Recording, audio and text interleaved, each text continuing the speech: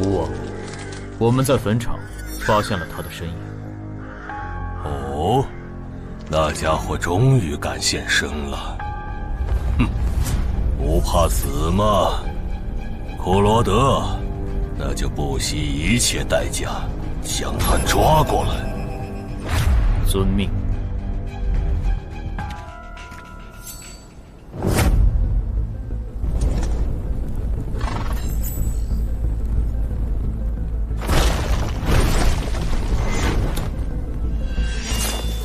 是不是打败你，才会放过我？那看来是没谈拢啊！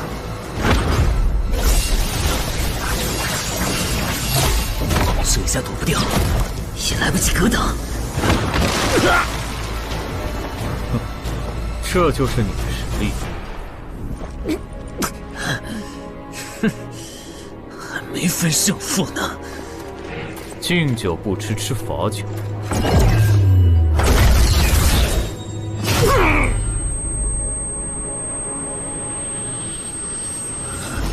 认输吧。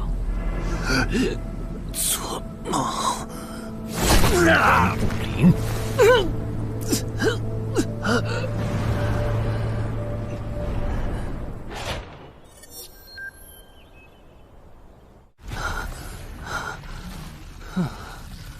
还好只是梦啊！等等，啊！这地下室入口竟然真的烧到我家里来了！2030年，世界各地相继出现地下城入口，入口无法被破坏，但攻略地下城可以使其关闭。如果未能在规定期限内攻陷地下城，那么该地下城入口将翻转，地下城内的怪物将涌入这边的世界。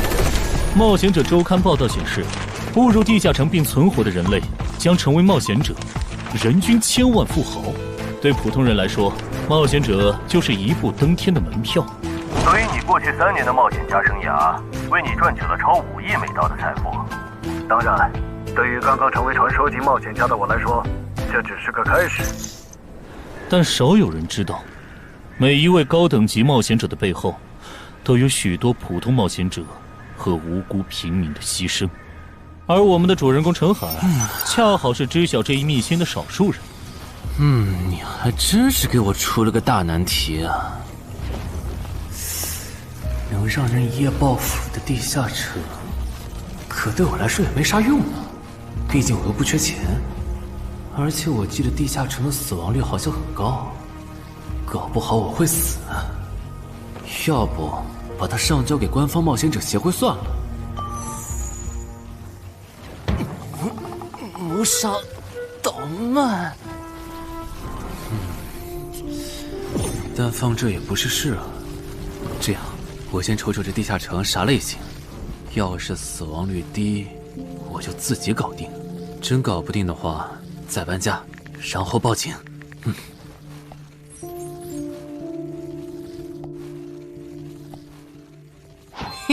运气不错，是 Level 2的狩猎型入口。地下城入口的等级可以靠入口的规模判断。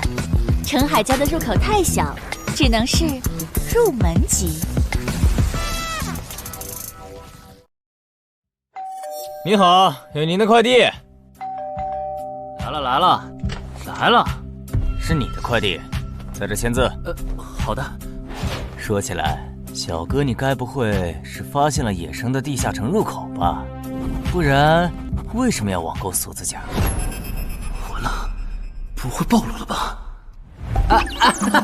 我玩全甲格斗的，之前的防具换，打算换新的。怎么了？有问题吗？没问题，我就是随便问问。感觉这人很奇怪呀。还好我伪装的不错哈。不过这个箱子会不会有窃听器啊？还好没发现窃听器。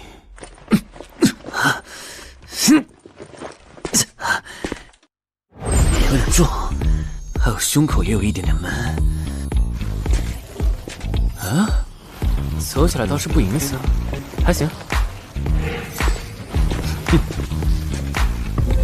那么，出发吧。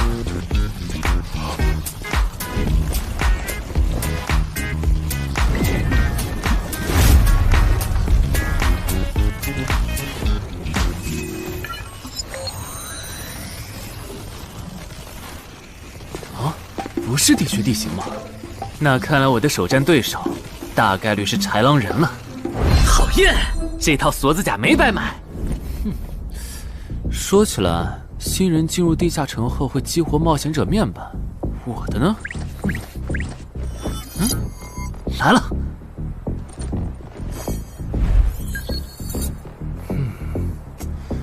我记得普通人基础属性是10点，8点算弱，14点就很牛了。但智力有16点，真没想到啊！虽然智力和魅力是前期最没用的属性，但16点的智力，就算是协会或者财团内部也不多见吧？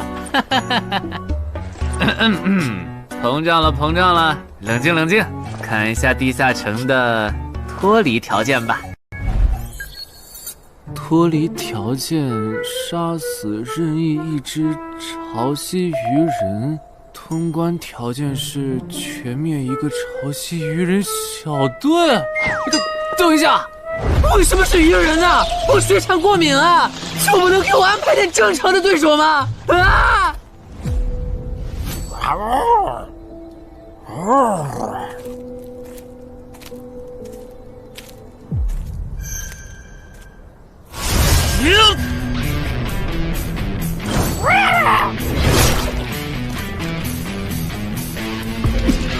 不是吧，这都被躲过去了。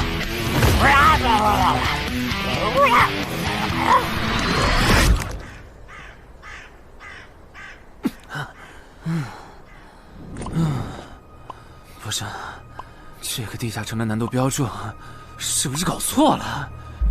一个落单鱼人就能把我打得差点翻车，如果遇到满编的鱼人小队，我岂不是要就地归西？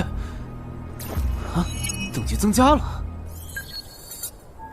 2级，菜鸟，获得称号未与潮汐鱼人五五开，这玩意儿侮辱人是不是啊？算了，今天就到这里。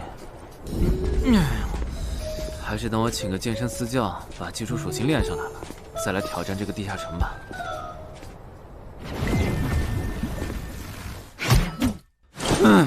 累死我了，半年的运动量都干出来了。又咋了？哦，任务结算呢？我记得地下城的任务结算好像也能爆出奇物的。嘿嘿嘿，我的要求也不是很高，给我瓶加属性的秘药就行。菜怎么了？谁还不是从菜鸟过来的？气死我了！罢了罢了，有总比没有好。让我看看这个保温杯有啥功能。该物品每天可以凝聚500毫升纯净水，可升级。这垃圾东西谁要啊？气死我了！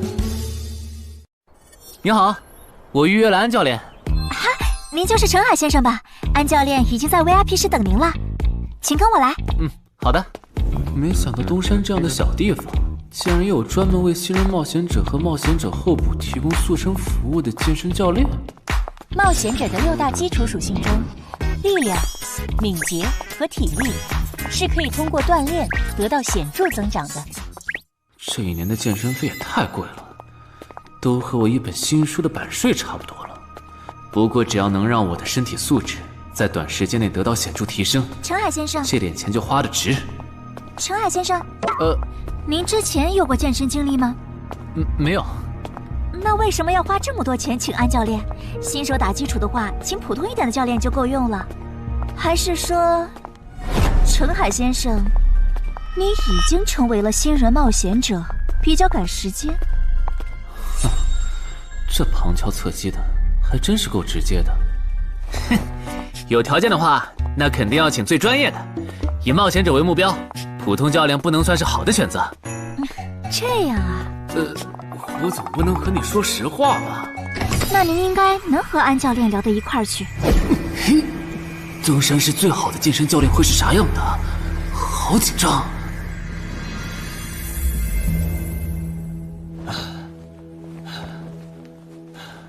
啊！和我预想的完全不一样，我还以为会是个肌肉兄弟，结果到头来，这不是个小白脸吗？我的课程这么贵，竟然也能预约得出去？开玩笑的吧？就是你想成为冒险者，跟我来吧。3、4。我撑不住了，教练，5，真的撑不住了。好，到这里吧。作为健身小白，结合你目前的体重，你这个卧推成绩算是偏弱的。什么情况？虽然我知道我的身体能力低于平均线，但是这也太弱了吧？正常的老哥们不都是人均50公斤起步的吗？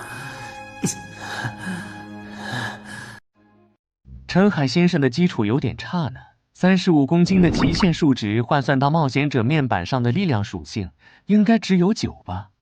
普通人的力量、体能和敏捷数值是相对平均的，不会偏差太多。他现在这个状况，要在1个月的时间里变成冒险者，几乎不可能。那一般要多久？这个看你，如果天天练的话，差不多1个季度就能达到3个11了，就是比普通人略强。明白了。所以，办卡吗？那就先办一个季卡吧。我去哪儿交钱？让给我就可以了。好耶，以后撸铁不孤单了。认识一下，我叫徐茂，是健身馆的签约冒险者，以后多多关照。我叫陈海，畅销书作家，您也多关照。说起来，一般只有家境很好或者跟协会签了长期合约的冒险者，才会找安教练这样的专业教练。因为我不缺钱呀，我写畅销书赚的钱，在东山又花不完。既然以冒险者为目标，那肯定就要找最好的教练，打最牢固的基础。原来如此，我还以为你发现了野生的地下城入口，并且已经成为冒险者了呢。作为前辈，我得教你一些冒险者之间才流通的基础常识，免得你以后被人坑了。冒险者首次下地下城时，表现好能得个称号，带不带都行。要是带了会有加成，但也会被其他冒险者盯着。有些专找低等级地下城入口的猎人，就爱顶着称号在可疑的人边上晃悠。要是被怀疑的人被称号吸引，表现不自然，那猎人就知道这人是冒险者了。接着只要跟着他，就能找到野生地下城入口。啊，这样吗？真是学到了。没啥反应，看来他真不是冒险者，就是个有点钱想当冒险者的弱鸡作家，那就没价值了。幸亏我先和抄袭人5开这个称号太丢人了，没装上，不然今天肯定暴露了。安哥那边应该已经快拟完你的健身合同了，咱们过去吧。好的。国内有名的畅销书作者，还是专门写冒险者题材的。怪不得他有财力和动机买我的课。而且他对课程的学期也没有明确要求，不像是发现了野生的地下城入口需要快速通关的样子。确实，程海是冒险者，或者他发现了野生的地下城入口的概率确实很低。这样，如果徐茂带着他回来的时候，他的注意力没有放在我的头顶，那就走正常流程吧。如果他有异常，那就不怪我了。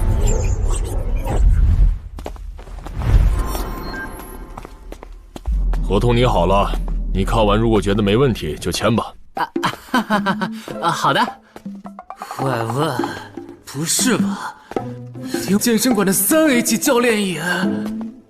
这边。那小子刚才看我的时候表情正常，看上去不像是刚发现地下城入口的小白。徐茂，你没做多余的事吧？怎么会呢？我可是健身馆的签约冒险者。那就没有持续关注的必要了。这份是您的，请收好。等下安教练会带您做体能测试。好，行吧。和我判断的差不多，你的体能也偏弱。接下来的1周，我们主要做力量和体能塑造。明天上午10点来健身馆找我，早饭别吃太油的。没想到国内规模最大的健身机构，竟然会依靠对新人冒险者和冒险者候补的身体塑造业务来钓鱼。如果我今天的演技再差一点，就要被他们吃干抹净了。恐怕全国各地……等等，这样看，所有和冒险者沾边的服务应该都有坑，包括我买的锁子甲。还好我当时觉得在同一家店购买防具和兵器的行为有点不打自招，不然网购锁子甲的时候就暴露了。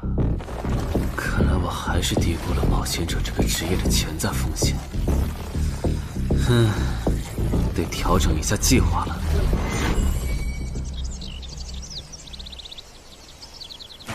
针对低等级冒险者的坑到处都是，今天运气好避开了一个坑，但我总不会每天都有这么好的运气吧？只能冒险来地下城提升冒险者等级了。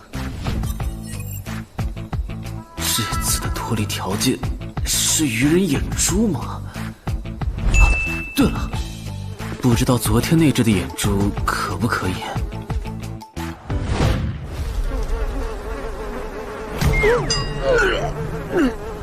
早都被啃光了呀！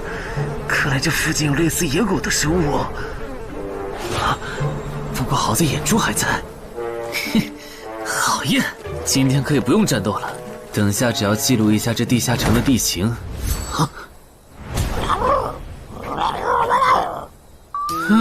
鱼人呢？我还以为是什么呢，吓我一跳。只是一只落单鱼人的话，我根本……跑啊！一只还好，2只我肯定打不过呀！快润！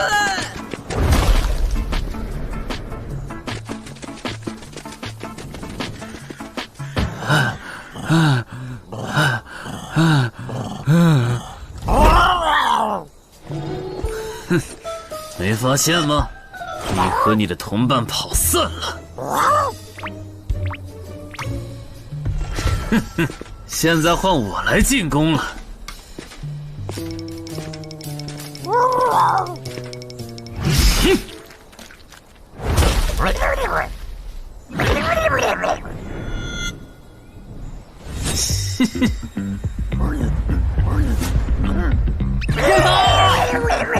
别跑！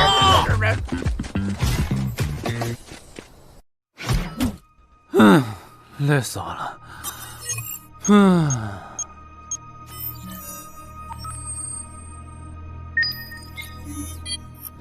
是吧？这次的评分明明更高，为什么反而没奖励？入门级地下城的暴力原来这么低吗？不过如果其他冒险者也是这个情况，那么他们是怎么赚到钱的？还是说有什么常识是别人知道，但我不知道的？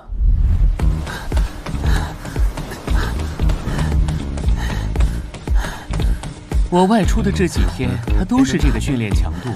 对，如果他能一直保持一个季度下来，力量、敏捷和体质恐怕都能到12。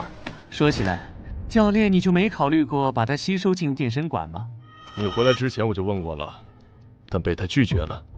他想通过黑市的路子成为冒险者，然后当独狼。陈海，你打算今年就成为冒险者？能尽早成为冒险者，肯定要尽早。拖久了，以我的财力恐怕就上不了车了。毕竟时间越往后，冒险者名额的价格也就越贵。倒也是。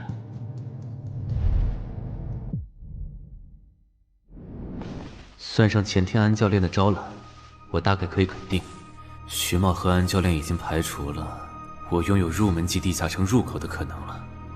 接下来可以找一个合适的时机。发什么呆呢？在想事情？没，可能是太累了，有点走神。对了，截止到现在，你的前期投入都赚回来了吗？还早着呢，照现在这进度，起码得等我到11级才有可能回本。为什么是11级以后？因为1到5级的冒险者挺好混的，有老手带着，完成任务就能撤退，死亡率极低。没想法的就可以这么混等级。而6到10级后，任务变难了，怪物的情报就值钱了。上阶段的混子在这阶段就去收集情报，死亡率虽然变高了，但还能接着混。只有到了11级，地下城的难度提升到混都没法混的时候，才是我这种冒险者开始盈利的时候。这个阶段的冒险者对实力的提升最为迫切。装备、奇物、技能书，一切能提高生存率的东西，都能卖出很高的价格。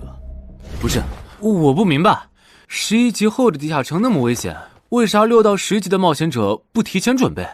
不提升有很多原因，一是官方不管民间冒险者攻略地下城的事，好多冒险者到11级就想退回去过正常日子了；二是地下城的东西只能让一小部分冒险者在精英地下城混下去。11到15级赚得多，但风险也大，而6到10级，有人光靠收集情报和做后勤就能回本了，所以他们也就没必要冒着生命风险去11到15级这个阶段打拼了。原来如此，所有冒险者在6级，不，在更早前就已经完成分流了。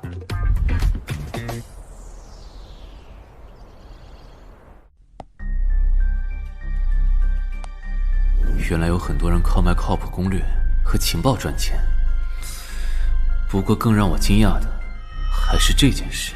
同一个地下城，冒险者就算反复刷脱离任务，也只能得到1次结算奖励。这样看，这个地下城入口能为我带来的价值，就只有通关奖励，以及将普通人转化为冒险者这2点了。我还是尽量单刷这个地下城，先用徐猫教我的方法收集情报为主，然后再考虑要不要继续当冒险者了。脱离条件找到湖。啊，这次的脱离任务竟然不需要战斗，还好买了一架无人机做辅助，不然纯靠人力搜索找湖肯定是个大工程。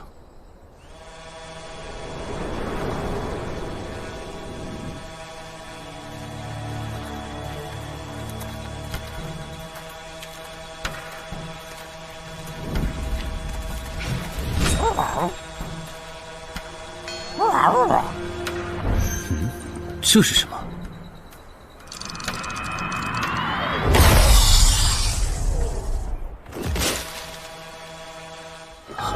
刚才那个应该是鱼人吧？虽然外形和气场和我之前遇到的鱼人有很大差别，但他应该也是鱼人，只不过等级应该更高。算了，先不管他。等我完成了脱离任务，再回来找那只橘红色鱼人。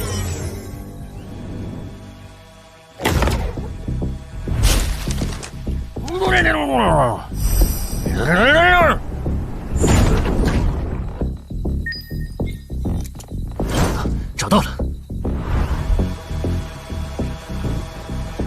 哼，怪不得森林地形的地下城会刷出鱼人这种怪物，原来森林深处藏着一个这么大的湖吗？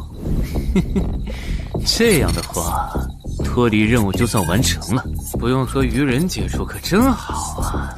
接下来，是那只橘红色的特殊鱼人。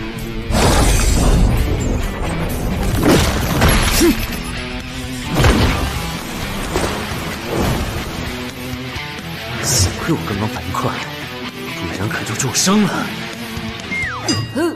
不过我新买的无人机的遥控器，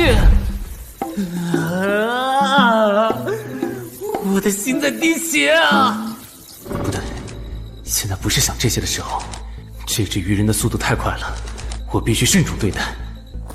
啊！1只、2只、3只、4……哼！好好险！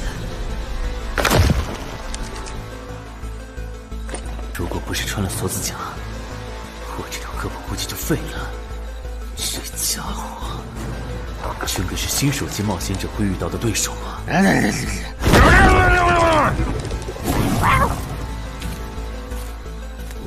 如果只是和这只橘红色鱼人单挑也就算了，关键我还得抽出一部分精力来处理身后这几只杂兵。不管怎么看，这个地下城的难度绝对超纲了呀！要不逃吧？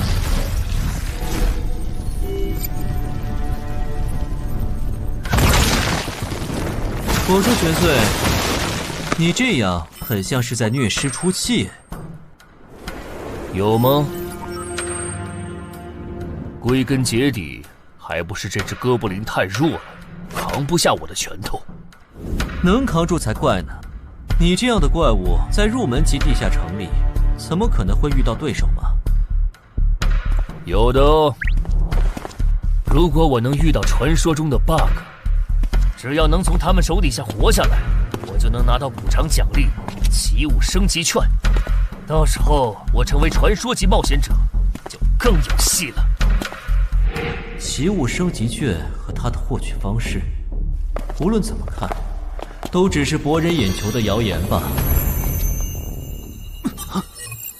脱离通关任务重置了，在高战力异常鱼人个体的追杀下活过3分钟，任务完成后将得到额外补偿，奇物升级券。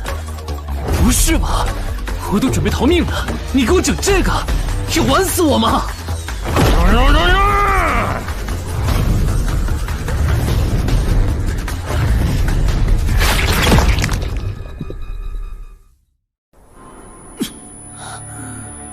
我这算是逼上绝路了吧？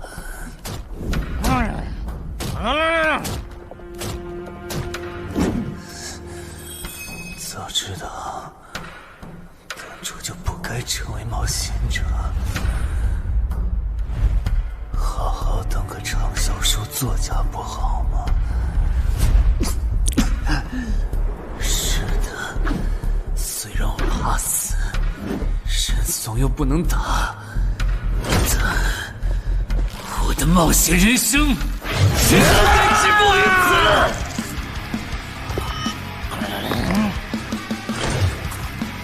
想想，我现在还有什么牌？我现在还能打出什么牌？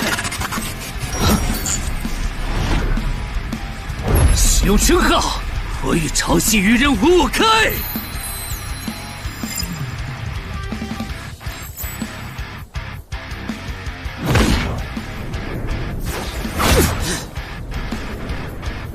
身体变轻盈，力量也变强了一点。不止如此，这些鱼人的动作也变得迟缓了许多，我的动态视力也加强了吗？能行，现在的我能行。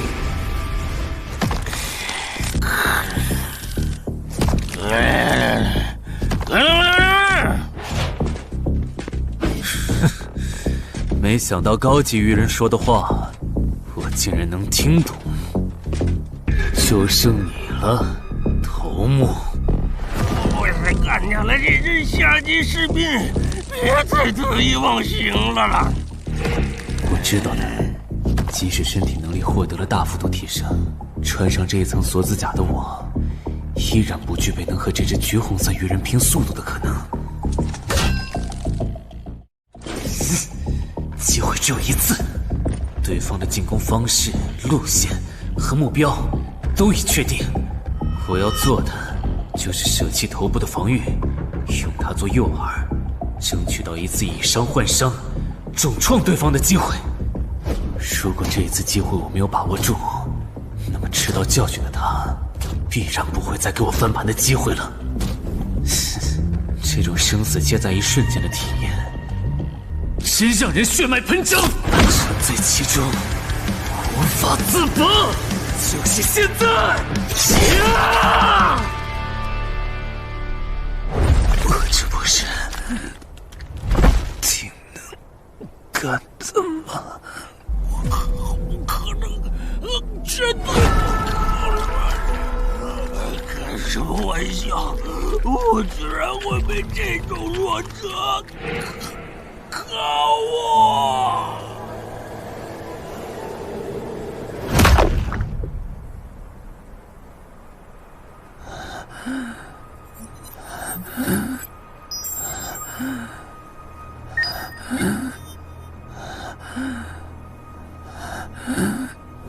这下总不能还判定我是菜鸟了吧？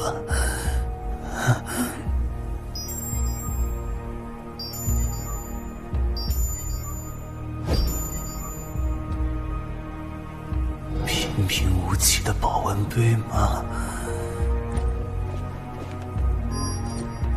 对，平平无奇保温杯。使用起物升级券。啊！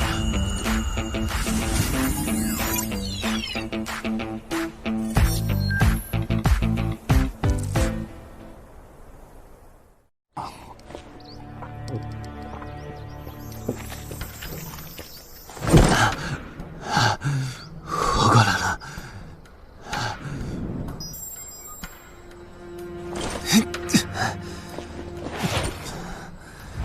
已经愈合了。冒险者面板，冒险者等级竟然提升了，不过还是菜鸟。哦，感知也提升了一点，还获得了一个新称号——至死地而后生。哼，倒是个意外之喜。再看一下通关任务重置后变成什么了。挑战等级上升了，脱离任务刚刚也完成了。不过这通关任务捣毁潮汐鱼人的孵化池吗？算了，这个通关任务明显不是现在的我能处理的。溜了溜了。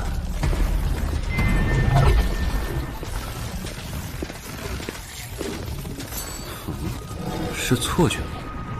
怎么感觉这个地下城入口变大了？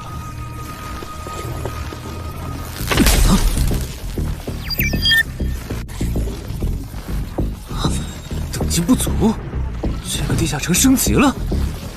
这么看来，我刚才完成的脱离任务，其实来自更高等级的地下城。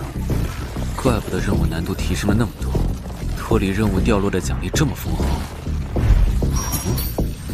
隐藏之夜，我没记错的话，论坛上有个大佬，好像一直在强调这个东西的稀有性和重要性来着。哼，那必须要转职啊！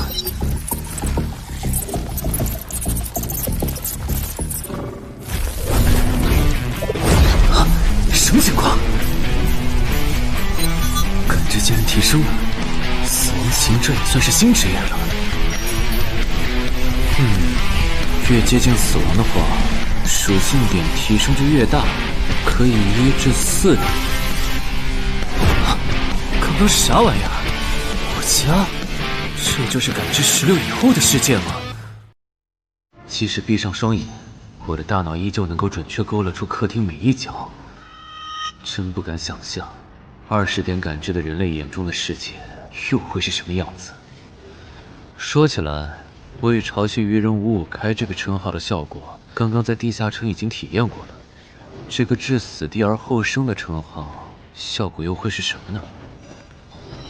被逼入绝境以后，就能得到力量、敏捷、感知，每个加4点的加成。这个称号的触发条件和死亡行者的触发条件差不多哎。等等，也就是说，死亡行者搭配至死地而后生，极端条件下可以给我带来8力量、8敏捷、9感知的提升。哈哈哈哈！这也太超模了吧！胆子再大一点，以后遇到打不过的敌人，我完全可以靠自残触发效果让属性提升。等干掉敌人以后，再用稀奇古怪的回血药水把状态拉回来。而且回血药水的用处也不止于此，有了它，我再也不用担心健身过度肌肉拉伤了。反正每天都能回一次血，完全可以想怎么练就怎么练。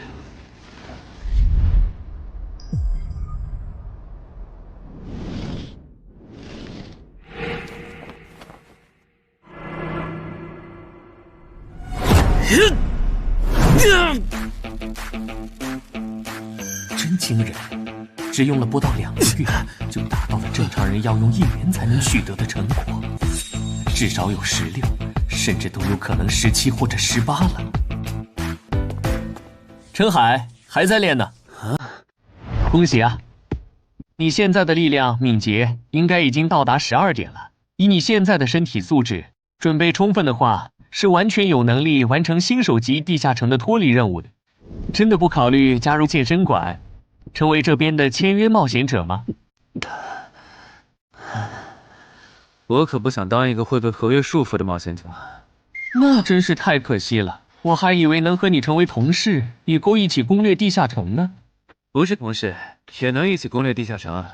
对了，我打算从散人手里购买冒险者名额，这方面你有什么忠告吗？忠告吗？不是同事，也能一起攻略地下城啊。对了，我打算从散人手里购买冒险者名额，这方面你有什么忠告吗？忠告嘛，那我推荐你去找散人联合。散人联合？我没记错的话，他们好像是国内最大的散人集团吧？对，如果你想走黑市的路子购买冒险者名额，那么我只推荐你选择由散人联合提供担保，或者他们自营的低等级地下城入口。为什么？我感觉找独狼冒险者明显更好啊，省钱又省力。因为涉及到冒险者名额买卖，无论买方还是卖方，其实都存在巨大的交易风险。卖家怕遇到伪装成萌新的入口猎人，买家怕交了钱对方不办事。但有散人联合的介入就不一样了，虽然他们的佣金很高，但是作为冒险者资格、地下城相关产出生意的龙头，他们为买卖双方提供的契约书还是很值得信赖的。原来如此。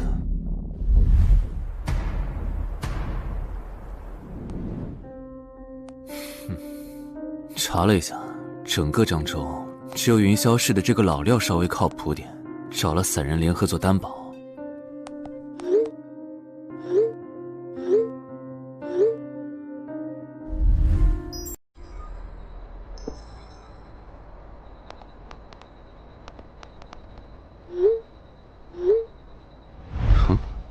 这边，云霄老司机，没错，你就是爱写作的东山市民吧？你好，就差你了，快跟我来。签完契约书以后，我好带你们去地下城。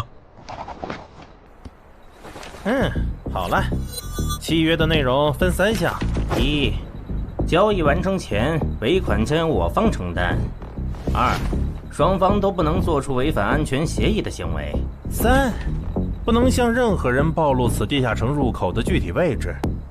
诸位对契约内容有疑问吗？没有。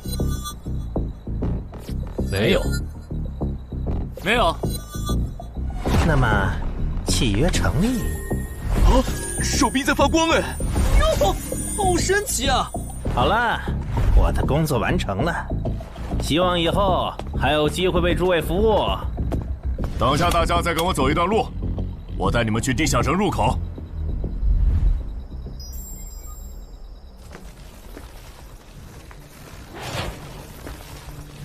这个地下城入口的位置确实隐蔽，难怪没有被官方和云霄市的资本发现。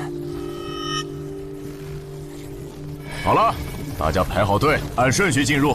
我先走一步，给大家带路。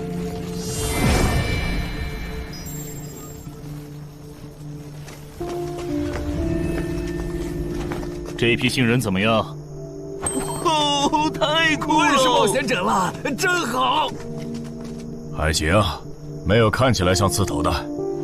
那就好，等会儿记得我们之前说的。卖家原来有2位吗？好了，大伙儿看向我这里，学着我的样子对空气喊：“冒险者面板！”冒险者面板。大家可以在冒险者面板的个人信息栏查看到自己的基础属性，往下滑动，可以在任务栏查询任务。不是吧？我的基础属性原来这么低的吗？冒险者面板上的内容只有冒险者本人才能看到，所以不用担心个人信息暴露的问题哈。麻烦大家把你们的脱离任务报一下，我这边做一个整理。任务？女妖？这个物种，论坛的入门级地下城怪物图鉴里好像没有。这个地下城有问题。这个地下城该不会和我家里的那个一样，存在某种致命的设定吧？基于幸存者偏差，如果一个入门级地下城的怪物没有被收录进论坛的新手常见怪物图鉴，那只有2种可能：要么它确实很罕见，要么就是遇到它的冒险者基本都死在地下城里了。警告！警告！此人违反了安全条例，未说出正确的脱离任务。那个眼镜男说谎了？不是吧？这才哪儿到哪儿啊？就有人触发安全条例了？你听我解释，肯定是他出 bug 了。契约式的契约当然不是绝对的，但对你这样的菜鸟来说，它是不会出问题的。你的脱离任务绝对不是采集高价值草药，你骗了我们。他刚进冒险者圈子，不懂规矩，做错事也情有可原。您大人有大量，再给次机会吧，是不是啊？对，再给我次机会吧。下不为例。大家再说一遍自己的脱离任务哈，这次别搞错了。我的任务是找到湖中女妖。我是聆听女妖之声。我的是凝视女妖10秒。我的也是找到女妖。接下来我会带大家去女妖出没的林中湖泊，大家跟紧一点，别掉队哈。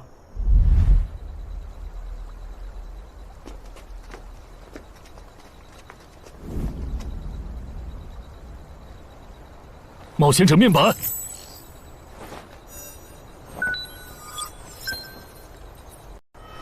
他在干嘛？呼唤湖中女妖。他怎么知道这样做可以召唤湖中女妖的？这就涉及到商业机密了。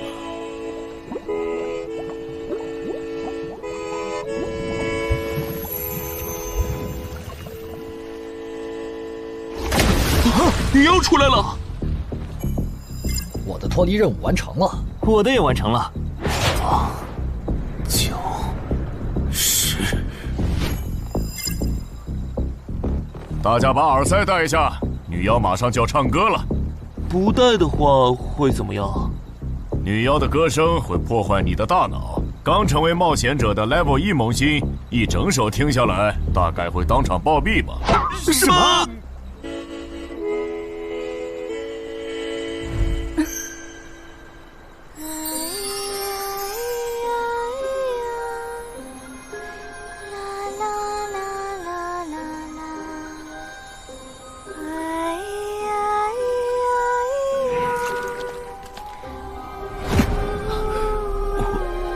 被醒了，就听了这一小会儿嘛。还好我戴了耳塞，歌声听得不真切，不然恐怕已经死掉了。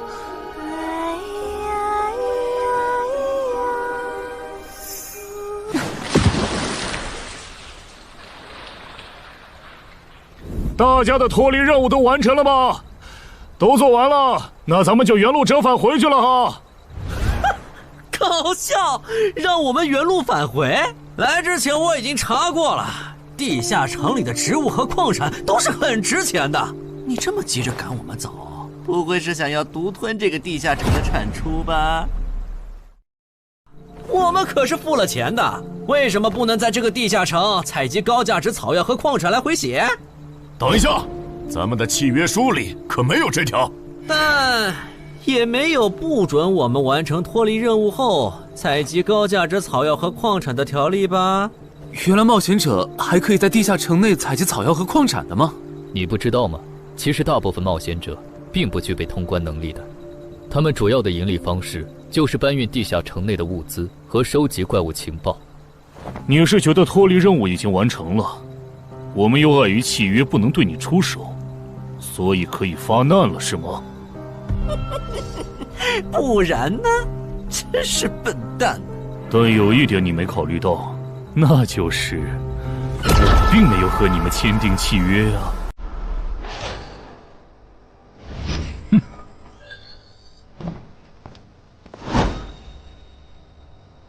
你们两个什么意思？没什么，单纯看不惯而已。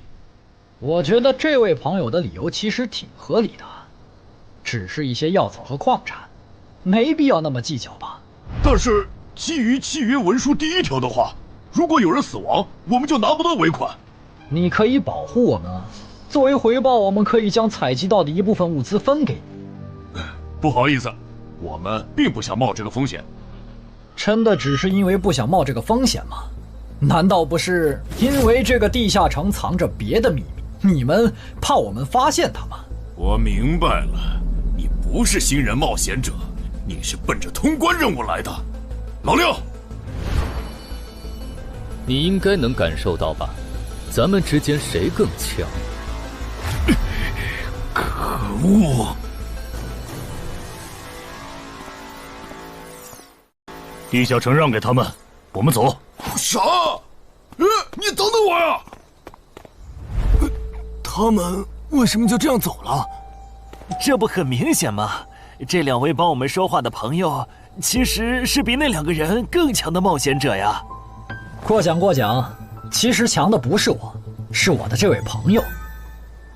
等等，不太对，3人联合的契约师不会蠢到让假装萌新的冒险者轻松找到契约书漏洞，这不符合逻辑。大家可以自行选择，接下来是单独行动，还是跟我们一起行动？单独行动的话，你们的收益可以独享；如果跟随我们一起行动的话，通关奖励我们要1半。1半？这么多？这叫多？你没仔细听吗？是通关奖励的1半。这2位资深冒险者的目标是通关。新人冒险者的通关率一般只有10%，甚至更少。就算分出去1半，我们也领先了90%的新人冒险者。大叔，你别得了便宜还叫委屈啊！所以这其实是好事。对新人来说，第1次通关时间是重要分水岭。新人冒险者越早拿到通关奖励，未来的冒险者之路就会越顺畅。那就是说，就算我只拿到1半的通关奖励，也会比绝大多数同等级的冒险者要强吗？如果你没有浪费这些开局资源的话，确实是你要强一点儿。请让我也加入你们，也包括我。我也要。那帮没良心的，签契约书前都说好了，只涉及脱离任务，其他不包的。任务一完成，他们就变脸了。差不多得了，都走了这么远，他们不可能再跟着了。你不用演了。哦。嘿嘿，不过你这次演技提高了不少嘛。刚才我一度以为你打不过那个顶着战斗专家称号的冒险者来着。我确实打不过他。啊？不过他也很忌惮我就是了，要不然不会用劝退的方式赶我走。原来如此，那你觉得他们能通关吗？可能性太低。个人判断，这批冒险者里，最多只有1到2个幸运儿能活着走出这个地下城。什么嘛，这不就和之前的几次一样了吗？真没意思。哇，酷哎！既然大家已经决定联手通关，那我也不藏着掖着了。我能够为认同我、信赖我的队友带来一点基础属性的随机增幅。他说的是真的，我的力量加了1点，我加的是感知，我的也增加了，体力涨了1点。原来团队领袖这个称号是用来提升自己的队友啊，还怪好用的。我这边还有一个问题，我们现在只知道口琴声能召唤女妖，并不知道其他的召唤方法。女妖要是一直躲在湖里，大家的通关任务就没法完成。这不是问题，我的称号可以让我强制激怒指定目标，被激怒者将减少2点智力，变得冲动易怒。他也是冒险者吗？至于建立强制对话的方法，只要引起对方的注意就可以了。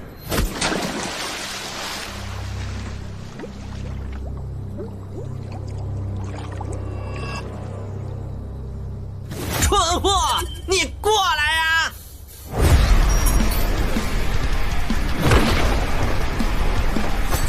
成功了！被我激怒了。剩下的交给我吧。大家散开，让战斗专家来先试女妖，其他人换上耳塞，在外围找机会。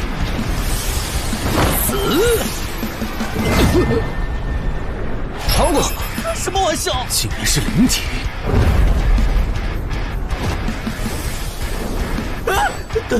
等一下！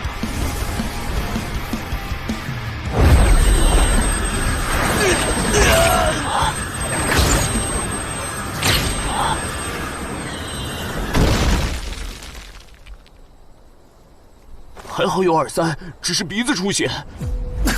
不是吧？这个女妖原来是个妖魂！娘，有把握吗？有，但是会比较费时间。上一个地下城刷出来的僧侣之拳应该会有效，但熟练度还没上去，打起来会很慢。慢就慢了，这只女妖应该没有其他攻击手段，对我们的威胁很小。我有预感，这个地下城的通关奖励会非常丰厚。哼，愚蠢的选择。等等，你先别走。不是吧？10万个人里都不一定能出一个的感知16点的人，竟然让我……你为什么觉得他们的选择是有问题的？使用称号，他们当我不存在，真晦气。喂，你搁这对空气自言自语什么呢？不是，我刚才……不是没人吗？幻觉吗？有东西过来了！什么东西？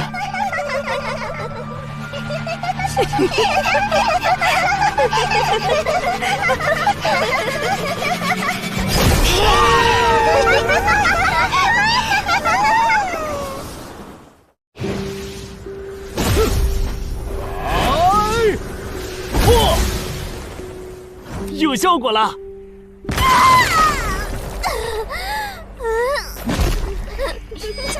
什么声音？我们搞错了，这个地下城不止一个女妖，那2个卖家没安好心。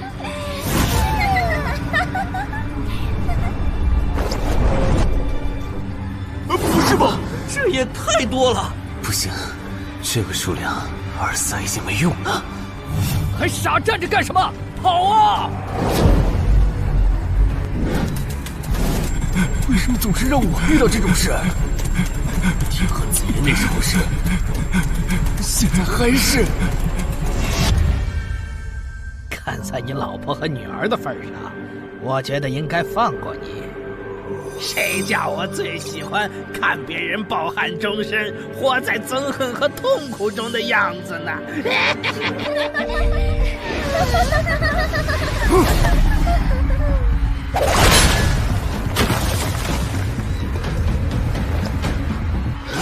你们以为我是谁？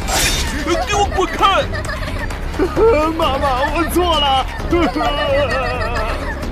来呀，也不怕你们，来呀！被摆了一道啊！怪不得那2个入口持有者的契约没限制3级以上冒险者进来，原来是想引4到5级的冒险者来通关。等我们团灭后，就进来捡我们的通关奖励，真是好算计。关于如何杀死这些女妖，你有建议吗？这声音，有建议就赶紧说。女妖不光靠声音攻击，还有别的攻击手段。我费了听觉才勉强躲过第1轮奸笑。你是爱喜做的东山市民？对，真是看走眼了。没想到你一介新人竟然比我们这些老手反应还快。但是你不是听觉被废了吗？怎么还能听到我说话？好，我感知16，可以读唇。原来如此，这个地下城我认为是无解的。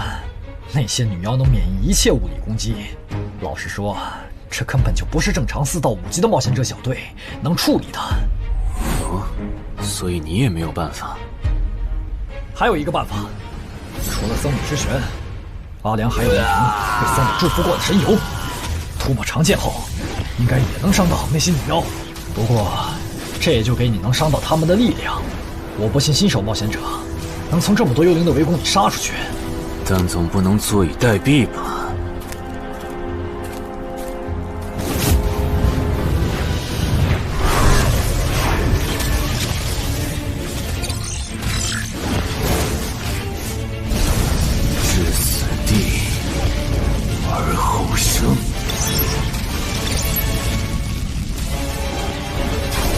听到吗？我问过你的同伴了，他跟我说，要通关必须从你那里拿到被僧侣祝福过的神油。通关吗？能帮我拿一下吗？不好意思，我眼睛瞎了，恐怕没办法操纵冒险者面板取出你要的东西。这样吗？不过，我还有一个办法可以让你得到它。什么办法？你干什么？就是以死后掉落的形式让你获取。其实我也不是非要那罐油杀人夺宝不可。20点的敏捷足够我甩开女妖逃出地下城了。我就是想试试能不能通关。虽然无论怎样，你都不可能活下来。哇，真的很吵啊！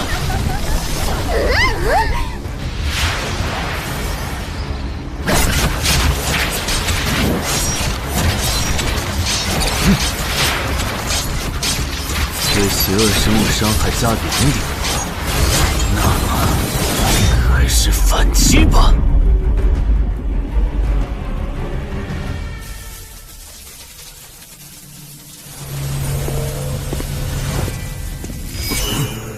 好像有人从里面走出来了。哪有人啊？你看错了吧？不是，我真感觉到了。果然，他们那不能攻略的地下城设陷阱，引同等级冒险者来做通关任务，把人坑死在里面，接着捡掉落的东西，或者等冒险者重伤出来就杀人夺宝。户主的儿子应该就是这么被害死的。食府秃鹫是指利用高难度地下城坑杀同等级冒险者，然后拾取对方掉落的堕落冒险者。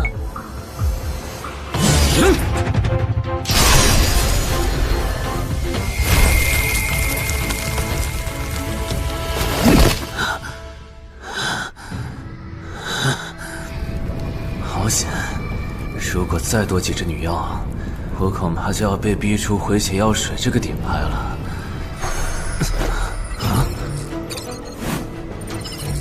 您的绝妙操作取悦了路过的死亡主宰，得到其恩赐，亡灵亦不能杀死我。该恩赐可以使您豁免一次来自亡灵生物的死亡判定，免疫一次来自亡灵生物的死亡判定。好霸道的额外奖励！额外奖励都这么丰厚了，合并结算的奖励还高于单独结算，那么肯定要合并啊！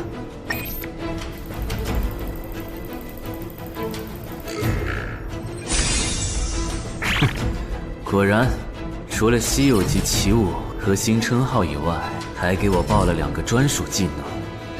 这个地下城的奖励太丰厚了，难怪它的难度如此超标。爱写作的东山市民，你还活着吗？怎么没声音了？哼，差点把他给忘了。你现在感觉如何？能站起来吗？有点难。那只能扶着你了。其他人是不是都死了？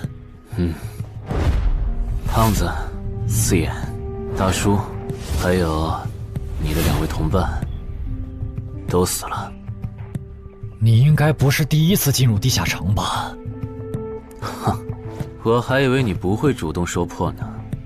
如果我说我能保守秘密，并将我得到的奖励作为酬劳全部送给你，你能不能不灭我的口？但你死了，同样可以保守秘密。那你就得不到我的通关结算了。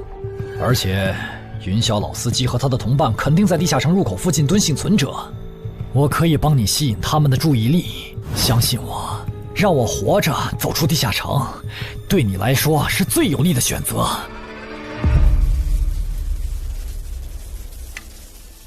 看到了吗？这才是真有人出来了。哎呀，刚才那次算我看错行了吧？等等，地下城在坍缩，他们通关了。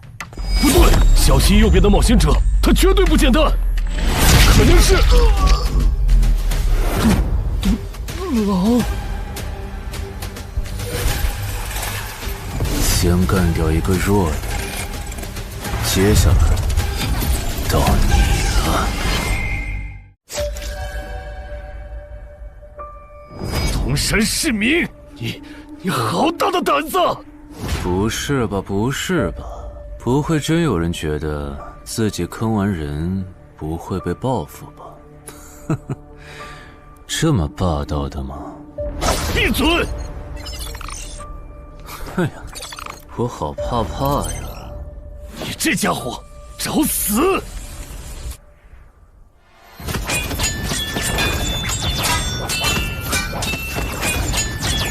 这俩人相互厮杀的程度，有些7级甚至8级的冒险者都没这么夸张的速度。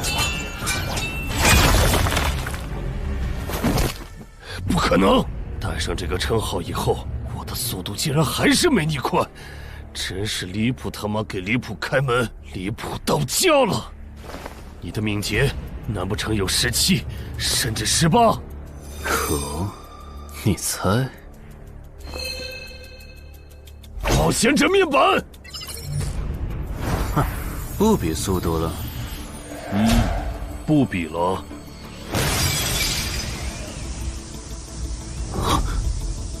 这本来是为那个战斗专家准备的，不过给你也没差了。来好好感受一下我从黑市高价购买的变种蜘蛛毒素吧！什么嘛！你这毒套完全不行啊，比普通人还差！连反击的力气都没有了吗？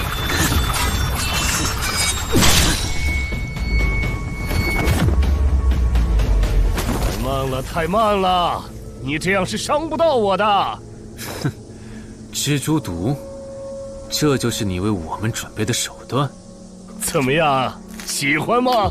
作为7级地下城蜘蛛地穴的特殊产出，可以极大的削弱低等级冒险者的力量、速度和体力。迄今为止，因为他而败在我手上的5级冒险者已经有4个了，而你将会是第5个。然后呢？你应该不只准备了这点手段吧？全都亮出来吧！切，不会吧？难道这就是你的全部了？当然不止这些。佩戴了毒素携带者称号的我，呼出去的气体、身上的汗液和血管里的血都是带毒的。和我相持的越久，你中的毒就越深。这战术太吓人了，在6级以下几乎是无解的。我明白了，是我高看你了，我还以为你藏着什么大招呢。关闭技能，与死亡共舞。不可能！你怎么还有这么快的速度？哼，你猜？啊！别太得意了！太慢了，太慢了！你这样可是伤不到我的。不可能，绝对不可能！你明明只是个独狼，怎么可能比杀了大量5级冒险者的我还强？没什么不可能的，在舒适区里泡着的你，永远也看不到与死亡同行之人所看到的风景。但是，溺死的往往都是会水的，散人只有劣势更弱小的散人，才能积攒出大量的财力和武力。我的路才是正确的。对普通人来说，或许你才是对的。不过，在我看来，与死亡同行之人，如果走到了极致的话，未必不能超越死亡。不是吧？那么强的人，竟然这么轻易的被……啊！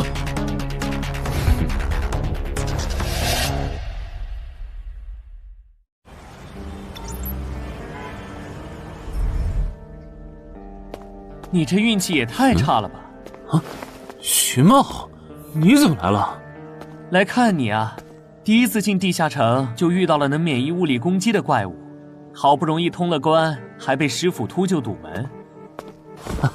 不过也多亏了这次经历，让我得到了置死地而后生这个称号。也是，还算幸运。那些传说级冒险者，哪个没在5级以前越级挑战过对手呢？对了，个人建议不要让别人知道你的主要称号，情报泄露是很致命的。冒险者要防的不只是地下城的怪物。原来如此，学到了。虽然女妖之森的入口持有者，官方说是被另一个幸存者杀了，但我查过，那人主要称号侧重团体战斗，单人作战能力没强到能杀掉2个石斧秃鹫，所以怎么了？我脸上有什么东西吗？没什么，我只是突然想起来，高教练月底就要回东山了。你这边养好伤以后，记得回健身馆报道。关于你的塑身计划，要进入第2阶段了。好的。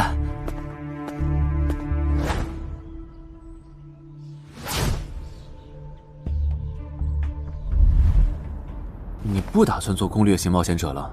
没错，这次地下城经历让我明白，我没当传说级冒险者的本事。与其在这阶段的地下城拼命，还不如到6到10级的地下城多弄点钱，然后就隐退。哎，不过你和我不一样，你有成为传说级冒险者的潜力，但前提是你得改掉独狼的习惯。为什么这么说？独狼玩法在10级前的地下城能提高任务结算评分，多拿奇物、称号和技能，但11级到15级的地下城难度大增，光靠个人根本过不去。如果你想成为传说级冒险者，10级前就得组建自己的攻略团队，不然在11级到15级时，要么会掉队，要么就会被官方财团收编，就没机会再往上提升了。团队嘛，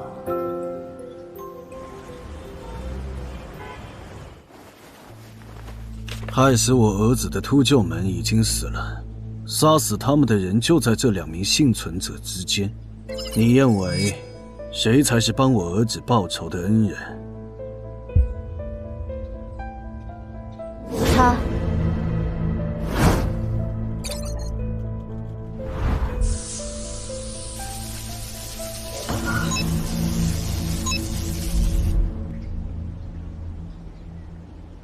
陈海，你就是女妖之森的通关者陈海吧？我们对你在女妖之森得到的通关掉落很感兴趣，你开个价吧。不卖。他说不卖，他不会真的以为我们是在跟他商量吧？那我换种说法，把你在女妖之森得到的东西交出来，立刻马上，不然有你好看。你们在干什么？不许骚扰我们医院的病人，走开！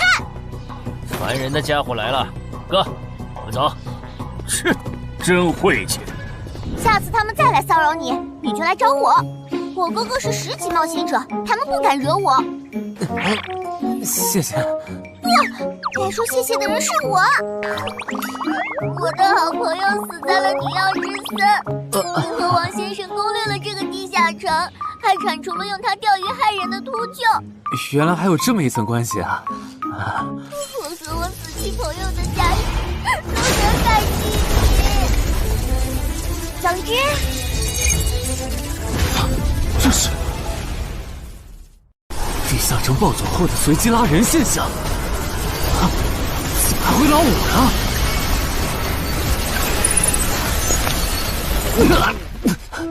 突！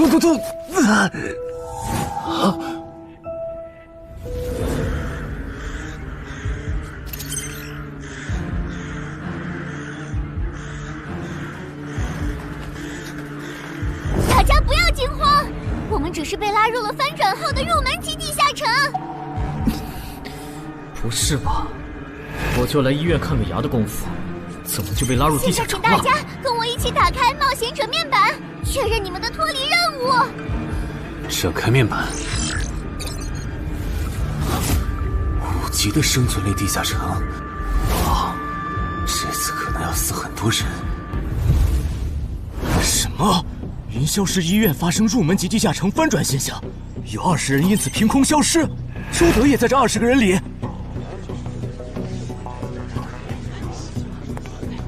情况如何？失踪人员名单已经整理出来了。被卷入地下城的一般民众有17人，冒险者3人。我们还找到了失控的地下城入口。不过什么？你的脱离任务和通关任务是什么？消灭10具骷髅士兵，存活1小时。你的呢？我的也是。那看来大家都一样。老弟，咱们的脱离任务难度和他们的不一样啊。还有那个叫陈海的小子也被拉进了这个地下城。正常，生存类地下城的脱离任务是根据挑战者实力的强弱划分的。至于那个叫陈海的，等咱们做完了脱离任务再去找他。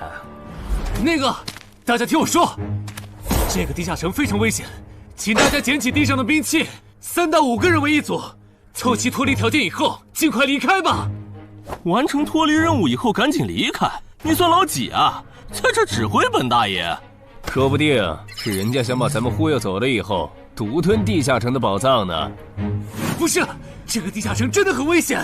这俩蠢货脑子有坑吧？对地下城的危险没有认知也就算了，还在这带节奏。这位先生是非常强大的冒险者，他前几天刚通关了一个难度非常高的地下城，还和同伴联手除掉了10府秃鹫。真的假的？就是锦城家园那栋烂尾楼，听说害死了好几10人。哦，想起来了，请大家相信他的判断。这个护士干嘛一直夸我呀？好烦呐！不过好在效果还行，能引起这些新手的重视就好。等一下，如果这个地下城真的那么危险，那你觉得就凭我们这些普通人，真的有能力完成脱离任务吗？先不说消灭骷髅士兵有多难，就按你说的，3到5人一组去猎杀骷髅士兵，最后肯定是青壮年组队，老弱被抛下。请问，你考虑过被剩下的人的死活吗？有道理。分开行动的话，骷髅士兵听起来就很难对付。就是，那就死定了。很多人就是因为单走，才被地下城里的怪物杀死的。姐夫说的没错，被拉入地下城后，一定要拉拢人心，来拿到话语权，再利用话语权来强迫冒险者当我的保姆。能通关高难度的入门级地下城又如何？当你开始在意这些渔民死活的时候，你就注定得当我的保姆了。你们能信任我吗？那跟我走吧，我带你们去完成脱离任务。好的。谁允许你们走的？作为在场唯一一个有地下城攻略经验的冒险者，你难道不应该留下来保护我们吗？对呀，能力越大，责任越大。我看他就应该帮我们把脱离任务给做了。对，送佛送到西嘛。第一，我不是官方冒险者，我没有义务来保护你们的安全。第二，不要对我道德绑架，不然我真的不介意走之前打断你的腿，把你留在这里自生自灭。这人怎么这样啊？保护老弱不是最基本的道德吗？活该他不是官方冒险者，看来道德品质不过关。你们干嘛去？我觉得那个人说的很对，既然通关任务是存活1小时，那肯定是越往后越危险。对普通人来说，早点完成脱离任务离开这儿才是最优解。切，不走留着被你们道德绑架，免费当保镖吗？我们又不是傻子。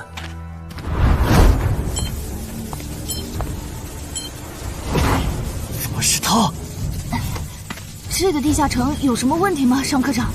这个地下城最大的问题在于，接下来的1个小时，能有几个人活着走出来？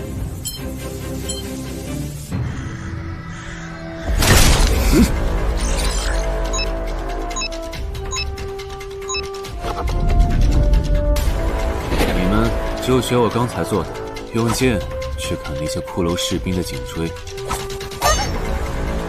那你呢？又来了！我嘛，就用我的老火箭和他们练练。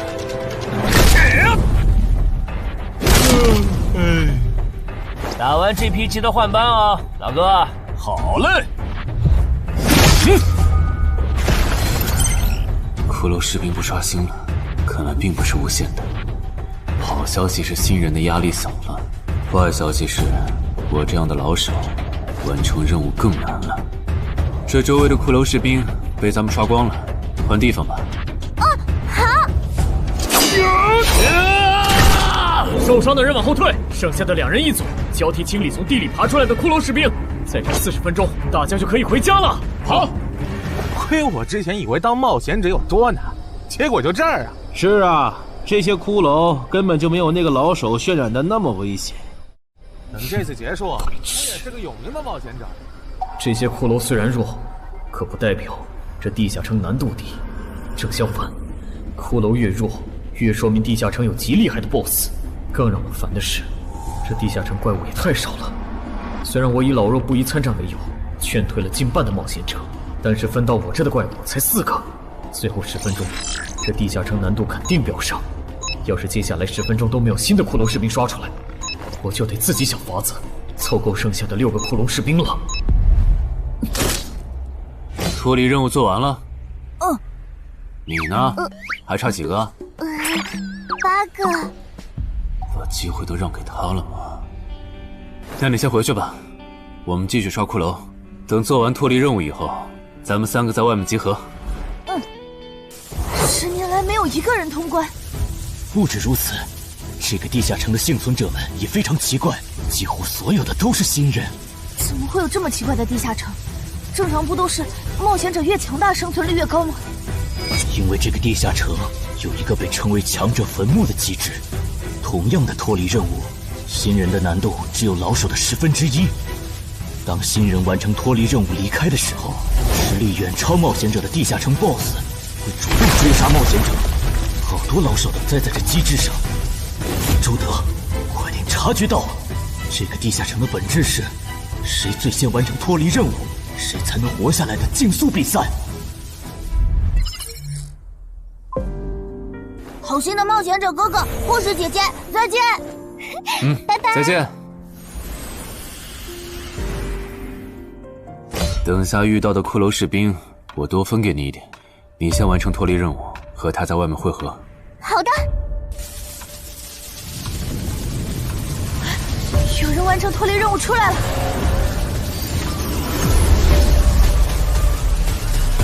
怎么是小孩子？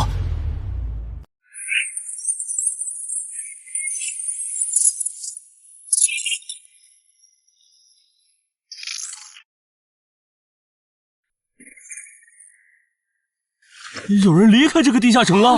这个第2阶段是什么意思？原来是这么回事吗？这个地下城的本质是竞速。吕明、王志勇，你们2个跟我来。老弟，有个人完成脱离任务离开了，是不是那个叫陈海的人呢？不可能，先不说他还带着2个累赘，光冒险者们要杀的100个骷髅士兵就不好找。那会是谁呢？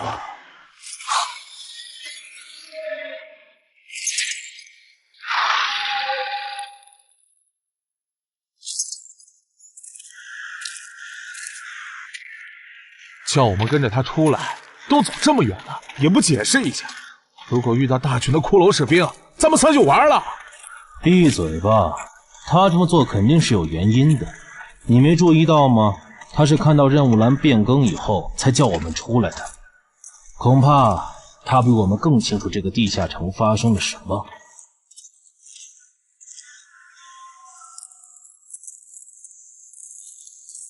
准备战斗！他们3怎么走得这么像咱们不管？周德当初就不该气走那个冒险者。脱离了。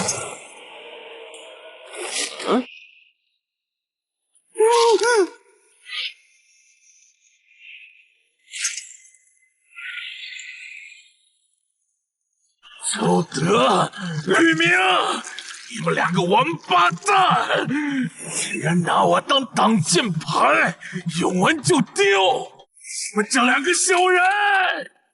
你还差几个？3个。那快了，我们再找些小股的骷髅士兵杀，应该能赶上。儿子，不对劲，幸存者的数量在减少，营地那边出事了。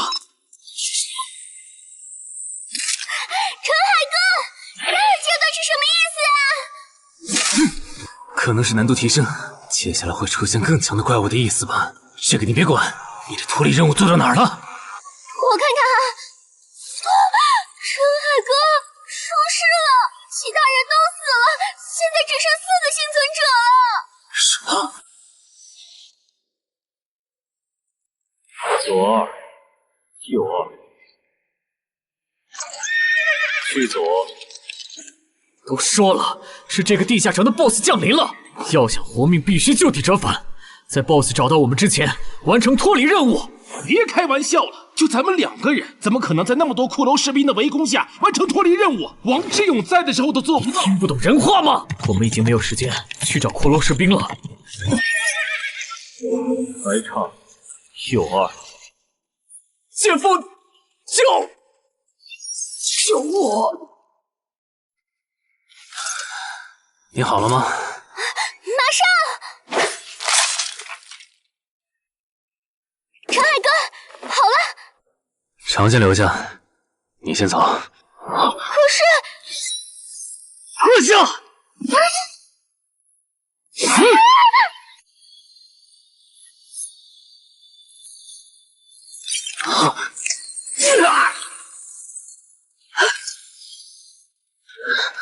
好强！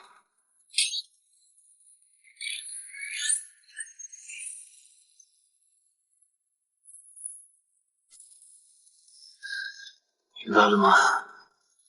留下来，学会爱是。我知道了，我去外面等你，你一定要活下来。好了，只剩下更两了。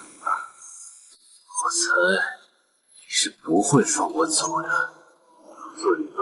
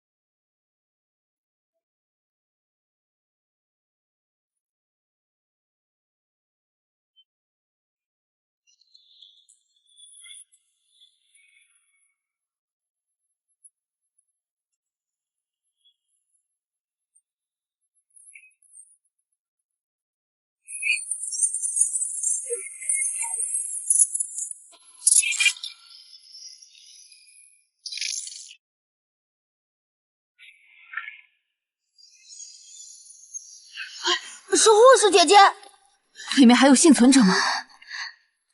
有，但是陈海先生他……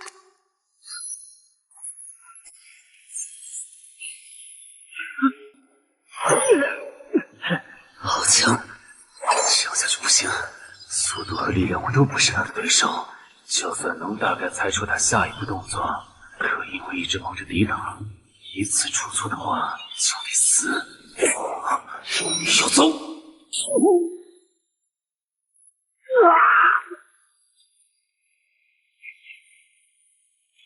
这么巨大的实力差，你还能跟我过几招？在我这儿撑这么久，了不起！好像在跟我说话，不对，现在不是该思考这些的时候。想一想，再想一想，到底该怎么做，我才能活下来？没戏了，把这边的情况汇总给漳州吧。就说云霄市医院地下城暴走事件，17名普通市民卷入，仅2名幸存，3名低等级冒险者卷入，无一生还。你在说什么啊？不是还没到时间吗？这才过去5分钟。就是。我能理解2位的心情，但是请不要再做不切实际的幻想了。这个地下城里的 BOSS， 就算是9级的我，也没有把握面对他能存活15分钟。你要等的人，哪怕是5级冒险者中的佼佼者，最多也就能坚持5分钟。你从地下城出来到现在都过去5分钟了，他还是没有脱离地下城，这意味着什么？你应该清楚吧？是因为我们拖累了他的进度。护士姐姐，陈海先生肯定能活着离开这个地下城，都是因为我们。是啊，全都是因为你们。如果没有那个多管闲事的冒险者帮你俩完成脱离任务，刘德才是最有可能活着离开这个地下城的人。我出去冷静一下，这2个新人的登记工作交给你了。那这个地下城入口怎么办？人都死光后，入口会在半小时内关闭，接着随机出现在世界某个地方。当然，如果你实在不放心，也可以盯到最后。好吧。你合格了。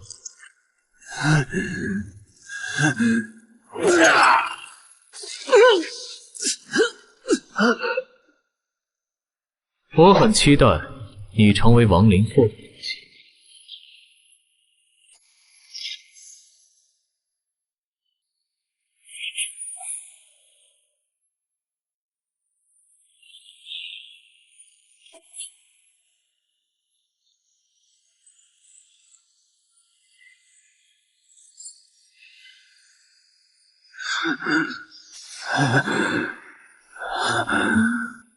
都赢了。对这个 BOSS 来说，完整的我更有价值。在他坏了之前，是死亡主宰的恩赐。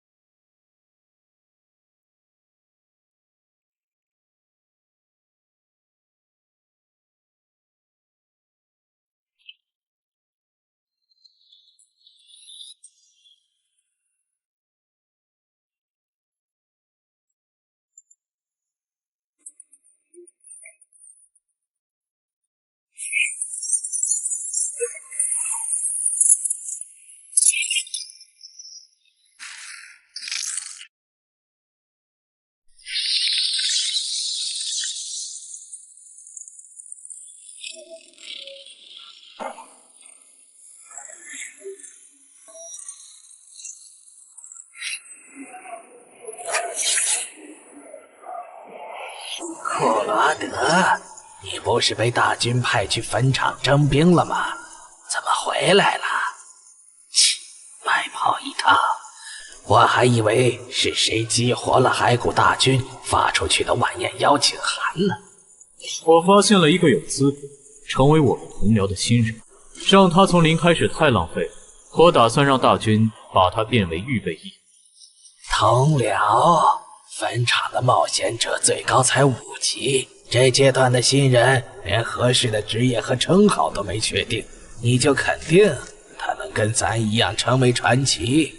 他已经找到了合适他的职业和称号。这次真的太险了，如果不是那家伙主动走了，就算再给我一条命，我也完全没机会。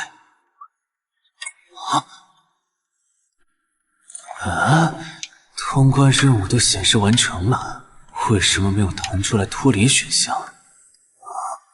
不会是必须完成脱离条件以后，我才能离开吧？在那个怪物意识到我没死之前，那得抓紧了。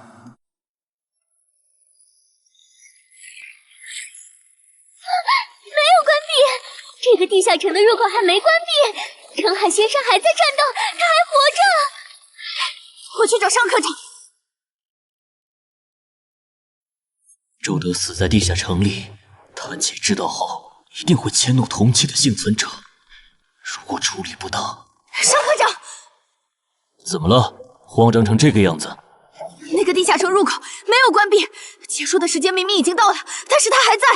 怎么可能？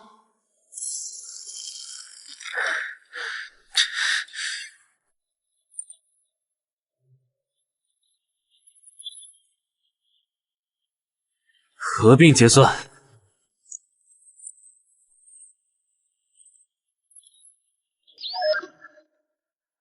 原来那个亡灵骑士叫库罗德呀。不过传奇级，坟场才5级，怎么会有这么超纲的 BOSS？ 说起来，这个地下城的 BOSS 强度这么高，以前真的有人通关过。上科长，你看，上科长，这地下城暴走后，超过关停时间仍然存在，怎么会这样呢？有2个可能：一，被卷入地下城的冒险者完成了通关任务，但却没有完成脱离任务；二，地下城升级。一定是第一种，一定是。不可能的，本场很早以前就已经被世界冒险者协会定义为几乎无法被攻略级的地下城了。相比有人通关，我更相信是地下城内部发生了什么变化，导致地下城升级。有人出来了！是陈海先生，真的是他！哎呀，你们都在啊！担心死我了！如果因为我的原因没能长竟然真的被他打通关了，我会后悔一辈子的。没那么严重吧？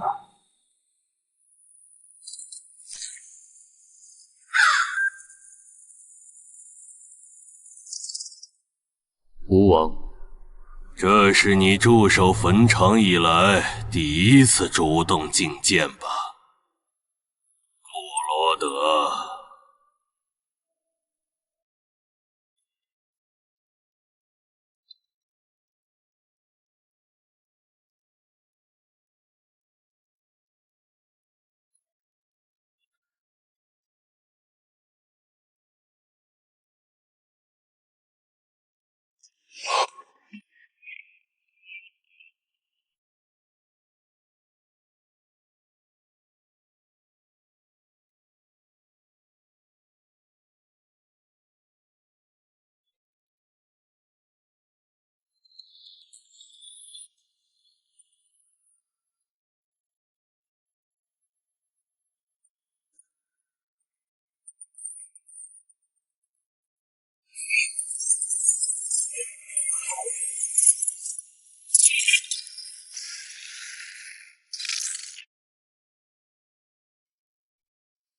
你知不知道，就在刚刚，你成为了全球首个通关坟场的冒险者。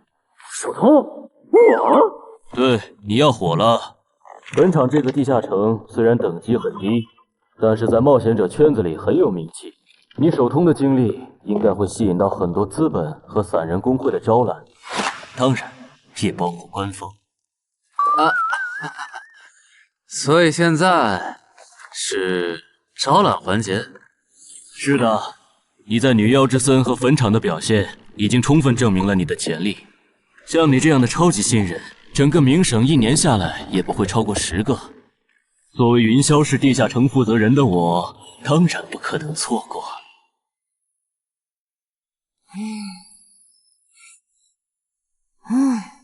恩姐，你说那个叫商礼的，是不是想抢走陈海哥的通关奖励啊？要不然他为啥要拉着陈海哥单独谈话？应该不至于吧？我可不会那么没品。而且5级地下城的通关奖励，我根本看不上，好吗？哼，那可不好说。你不需要，不代表你家亲戚不想要。这死小鬼！啊，别乱说。我们在里面聊的久，是因为在谈加入冒险者协会以后的待遇问题。不是吧，陈海哥，你要当公务员？哈哈，感觉你好像对冒险者协会意见蛮大的。那倒没有，我就是觉得像陈海哥你这样强的人，完全可以像王自健那样自立门户，没必要受协会的规章制度束缚。王自健是谁？是不死冒险者里的男主。不会吧，你明明是个冒险者，竟然没看过这个吗？我是冒险者，和我看这书有什么必要联系吗？这个死小鬼！要不要告诉他们，这本书其实是我写的？你是陈亥？你真的是不死冒险者的作者陈亥？不会吧，不会吧，不会吧！如假包换，不信的话，我可以给你看我写到一半的《不死的冒险者2》的小说原稿。真的吗？啊，你怎么了？怎么感觉你受委屈了？陈海先生，你能不能不要加入冒险者协会？为什么？我以前听我哥和他朋友说过，那些加入官方的冒险者很多都后悔了。你哥有说是什么原因吗？没有，但我还记得他们谈话时的表情非常的严肃，甚至还发生了激烈的争吵。这样吗？我会慎重考虑的，谢谢你为我考虑这么多。不，我才应该道谢。那个杀千刀的对我弟弟见死不救，你还把他放进来？商礼，你是不是成了云霄市的负责人以后飘了，忘了自己是怎么上位的了？我没忘，我请他进协会不是为了护着他，他通关的地下城很特殊，过不了几天他就会被财团或大工会拉拢，好多事就不好办了。要是有潜力的成了官方冒险者，等他们跨过15级大关以后，到时候他们面临未知的危险，你是知道的。不行，那样太久了。他虽然有潜力，但不一定能突破15级变成传说。我要他下周就死。好吧，我知道了，那只能借刀杀人了。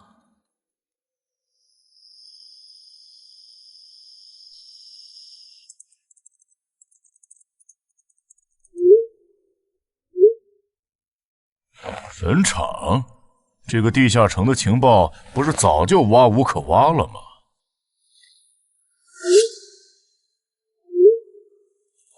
这样就可以了。你确定？5级地下城的首通奖励对普通人来说不算什么，但对6到10级的通缉犯来说那就不一样了。要是澄海的情报到了黑市，不出3天，闽粤2省的通缉犯都会跑到云霄市，这样就能给你弟弟报仇了。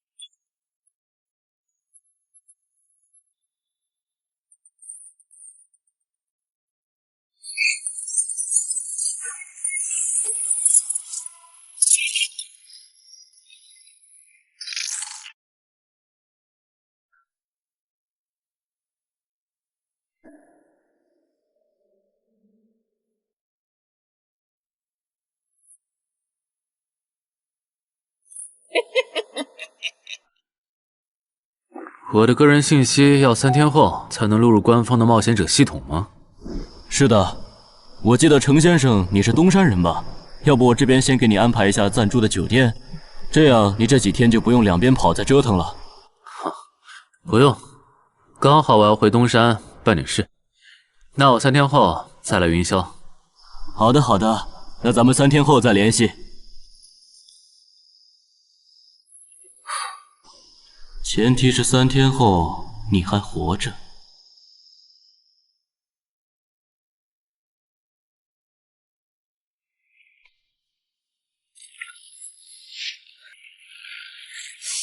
几天没见，怎么感觉这个地下城入口变得更大了？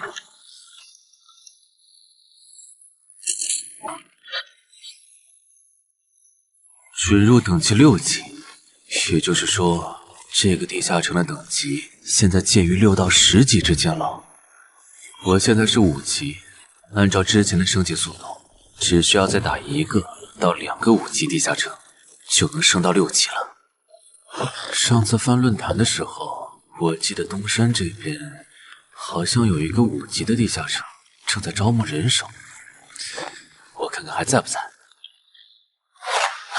好耶，还在。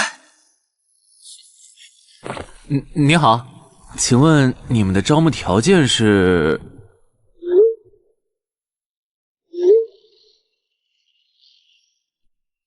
黑市金币？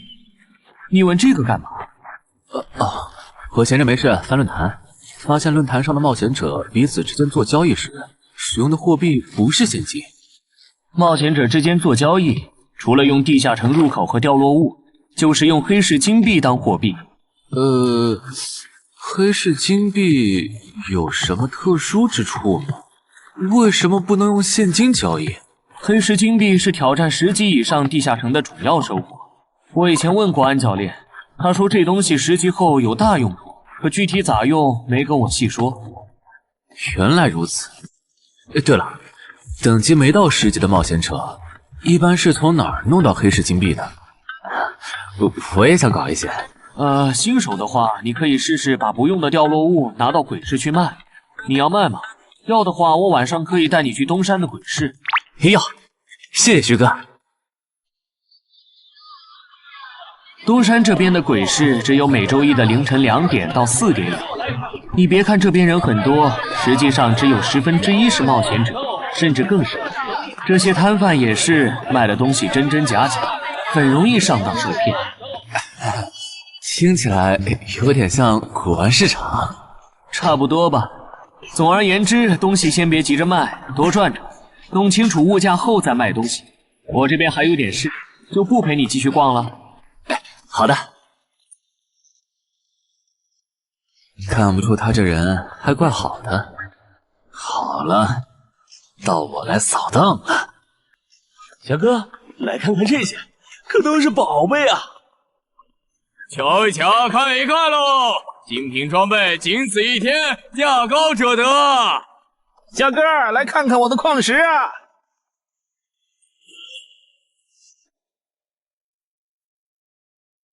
看他求购的内容，这个人想要攻略的地下城，该不会是女妖之森吧？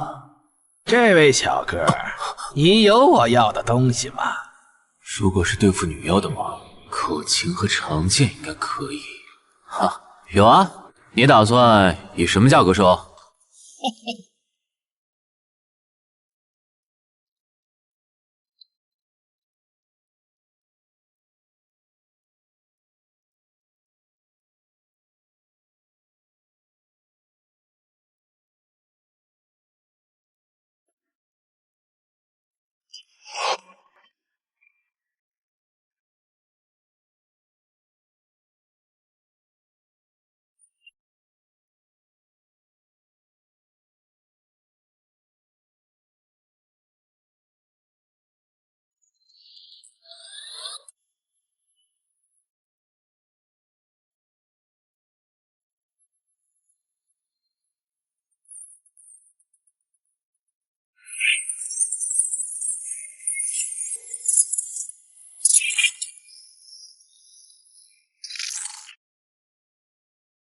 我得先看看货，货好，价格都好说。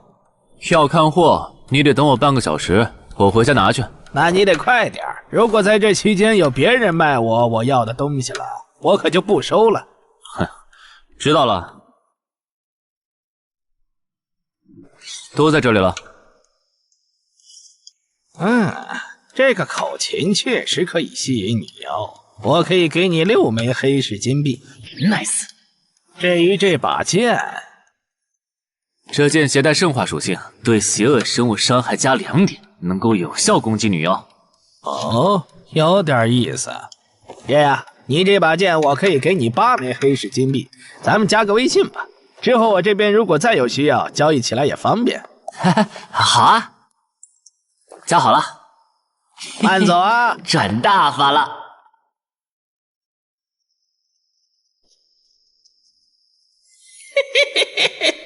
疏于防范了哟，坟场通关新人。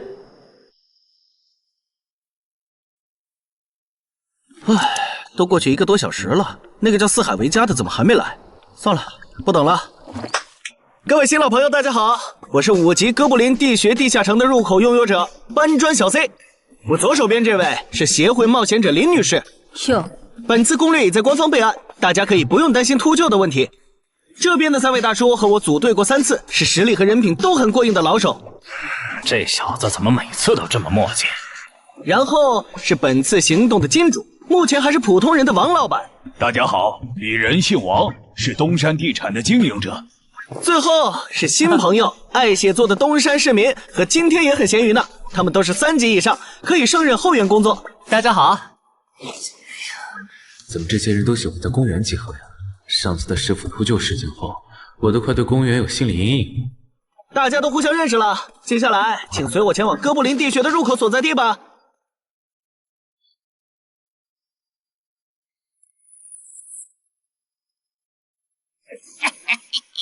我就知道他没用黑市金币购买装备，一定是用来换东山这边的低等级地下城的攻略门票了。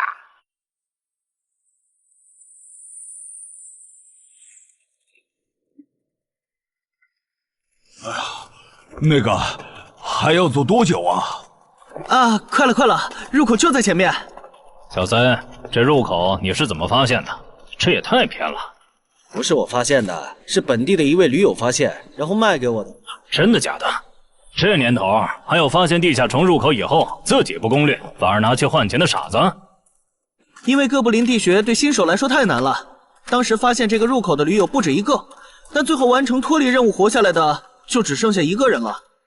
人家已经是冒险者了，这地下城在开放期又攻不下来，还不如卖了，换点能用的东西，剩下的钱分给死去同伴的家属。这选择挺合理的呀，不是吗？合理是合理，但我觉得事情应该没那么简单。喂，你这人真是的，咱们都合作好几次了，你还怀疑我？到了，形状、颜色、大小完全一致。没错，这个就是5级的地下城，风险评估过了，可以进。好耶！这一下你放心了吧？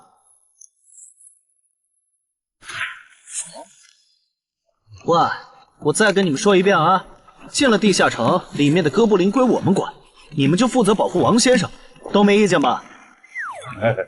我这200斤肉就交给2位了。脱离任务呢？通关任务大家都一样，但如果我的脱离任务是狩猎哥布林，那我们会优先满足你的脱离任务，然后再考虑通关。这么容易就能拿到通关奖励，那我更没意见了。我也是。你们脱离任务是什么？杀死2只哥布林。我的也是。看来咱们的任务类型都一样，只是数量上有差异。王老板，你放心，脱离任务是按冒险者等级来的。2到3级冒险者得进入地穴，4到5级冒险者要干掉一些哥布林。你是新手，只要找到哥布林地穴就行，很简单的。原来如此，怪不得我和他的任务不一样。哎，大家听我说，考虑到东山市民和咸鱼小姐的工作是保护王老板，所以等下遇到哥布林，优先让给他们完成脱离任务，没问题吧？没问题。那好，咱们出发。只用交手就行了，感觉也不难呐。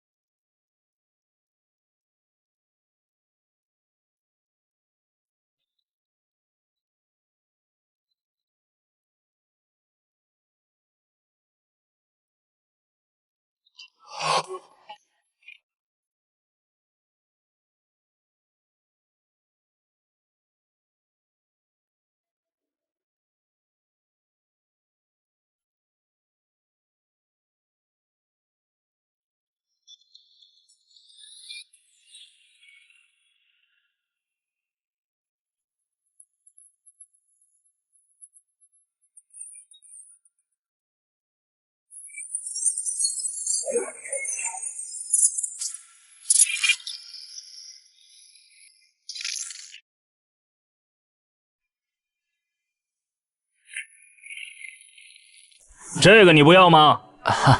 不要，你杀了吧。这就是5级地下城里的怪物吗？感觉也没多强啊。那是因为现在遇到的都是小怪，真正难搞的 BOSS， 得深入地穴以后才能遇到。一般情况下，哥布林地穴的 BOSS 哥布林勇士，得3、5个老手一起上才能干掉。哦，原来如此。那如果这个地穴里有2只甚至更多的哥布林勇士，咱们能对付得了吗？那肯定是对付不了的。不过一个哥布林部落只会诞生1只哥布林勇士，目前全球就1对冒险者遇过双胞胎哥布林勇士，这种小概率事件咱们肯定碰不上。哦，那我就放心了。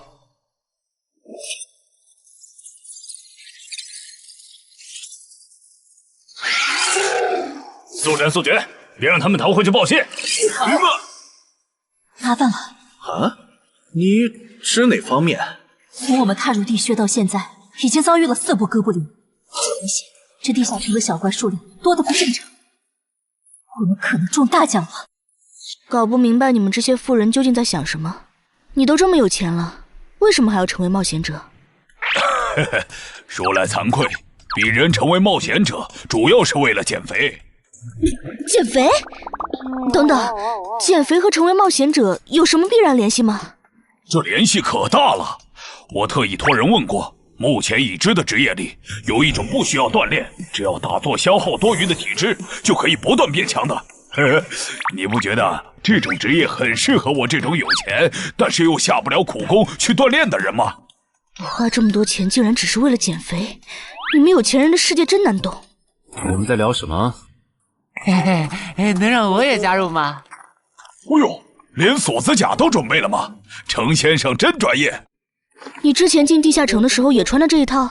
对啊，如果没有这套防具，我早就死在地下城里了。相反，我倒是很不理解，你们为什么不穿防具？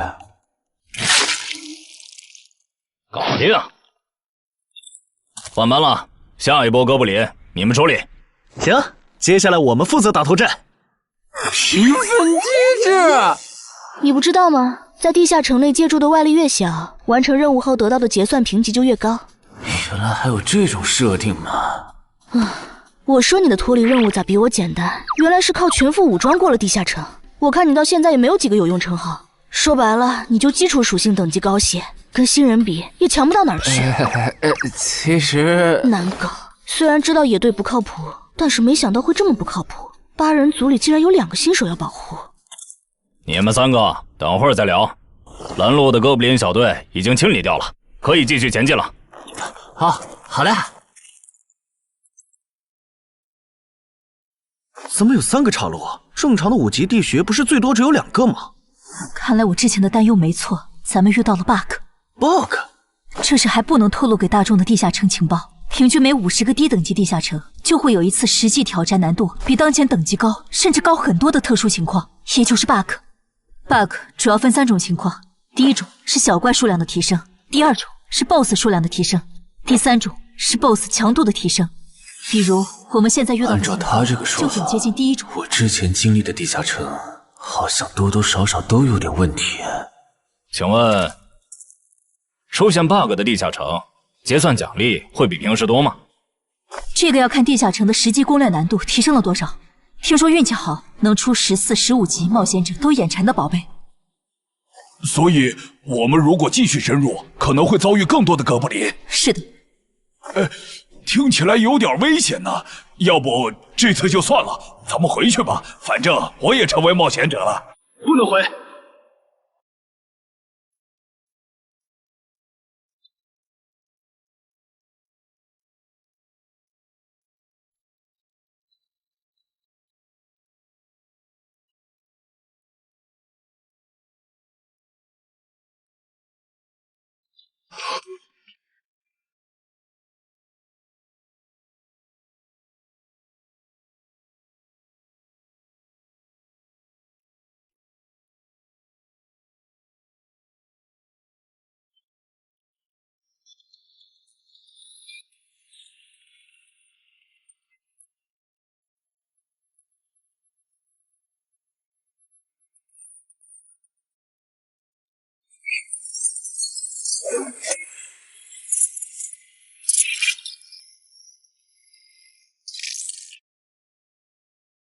这个地穴的哥布林数量虽然变多了，但 BOSS 的强度没变化呀。我们只要把 BOSS 解决了不就行了？嘿，只要速战速决，在大多数哥布林发现我们之前，找到并杀死这个地下城的 BOSS， 其实和正常通关没多大区别。BOSS 的强度没变化，只是你的猜测。要是 BOSS 强度大幅提高，无法快速击杀，等他的援兵一来，咱恐怕就得被困死在这地下城了。所以就要放弃啊？这点风险都不肯担，那还不如尽早转职当后勤算了。这是一点风险？情报不足就去挑战等级比自己高的地下城，简直就是找死！那个，要不这样好了，咱们举手表决，想要继续的留下，想退出的就原路返回。这主意行，两不耽误。来去自如，这你满意了吧？哼！现在开始举手表决，要留下的举手。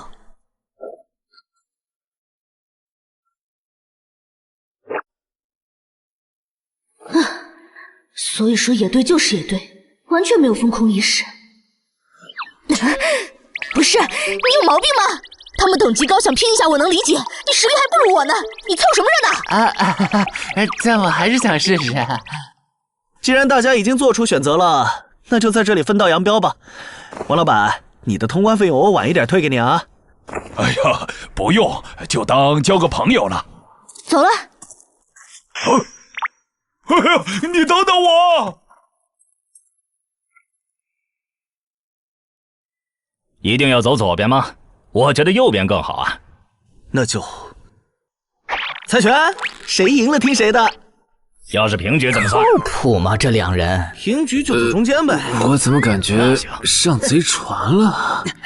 石头，剪刀，好耶！我赢了！哎呀，早知道出剪刀了呀！可恶！等下 BOSS 出来了，你不用上，你就负责清小怪，别让哥布林打扰我施法。没问题。那个，你为什么那么不看好他们呀？这个地下城真的有那么危险吗？你怎么知道我不看好他们的？啊，我毕竟是做生意的嘛，基本的察言观色还是会的，所以我选择退出主要是因为这个称号，它的效果是为佩戴者指出前方的危险。之前的地穴，我就靠它发现地穴深处有俩能要我命的家伙。我听了官方冒险者给的消息，我认为这个入门级地下城是少见的双 BOSS 地下城。一般单 BOSS 地下城要3到5个同等级冒险者才能打通，那双 BOSS 的话，咱们这点人肯定不行。你信不信？我要是跟他们把话说开了，明天情报商人那儿就会有我和我这称号的情报。为啥要我牺牲自己的利益去拦着他们作死？大家又不熟。再说了，作为临时队友，我在保证自己安全的情况下，都尽力劝他们了。不听那是他们的事。那你为什么肯和我说这些？你不用担心，我不会害你。你又不在冒险者这行混，没必要为点情报费招惹我这种有潜力的人。说出来也没啥。哦，这样啊。怎么了？不能再继续前进了，外面有更致命的危险。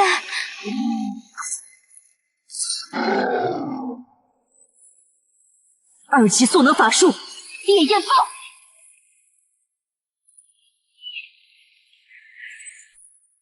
原来离开战前套给我的元素护甲是干这个用的呀！不愧是官方冒险者，虽然同为5级，但他的称号、职业、技能和装备都已经毕业了，而且还是最难凑齐的一套法系职业。干得漂亮！换班，下一波哥布林你们来处理。好的。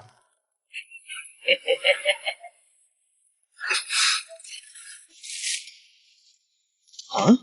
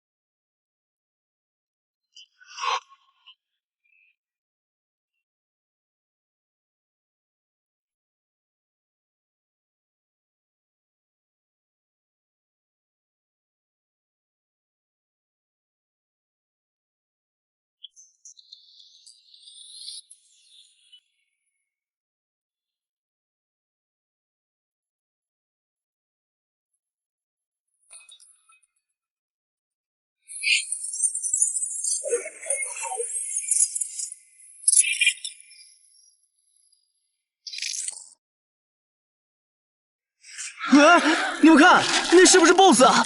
怎么感觉有点不太一样啊？应该不是吧？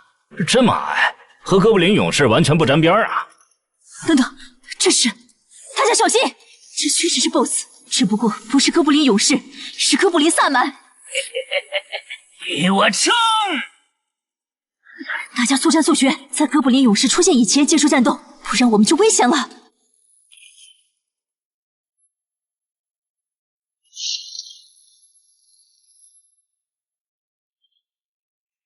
开什么玩笑！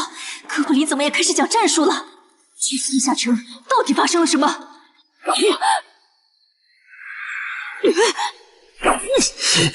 快走，我来会会这家伙。林那边好像遇到麻烦了，你们出个人去帮忙。你在开玩笑吗？这么多哥布林，我们哪抽得出人手？快去帮他们呀！这边我一个人能行。可是，走啊！待在这儿，影响我发挥。我会尽快解决掉哥布林萨满，然后来帮你。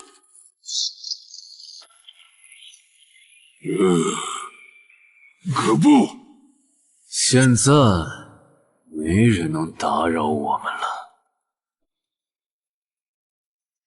来。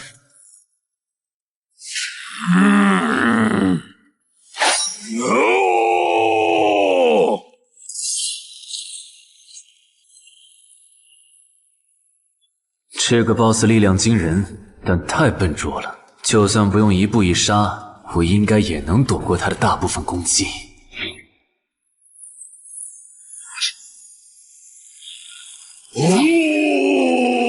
化了吗？太简单了。虽然你黄化后的速度和力量涨了，可出招没个计划，反而更容易躲了。所以，这就是5级地下城 BOSS 的强度吗？说实话，有点扫兴。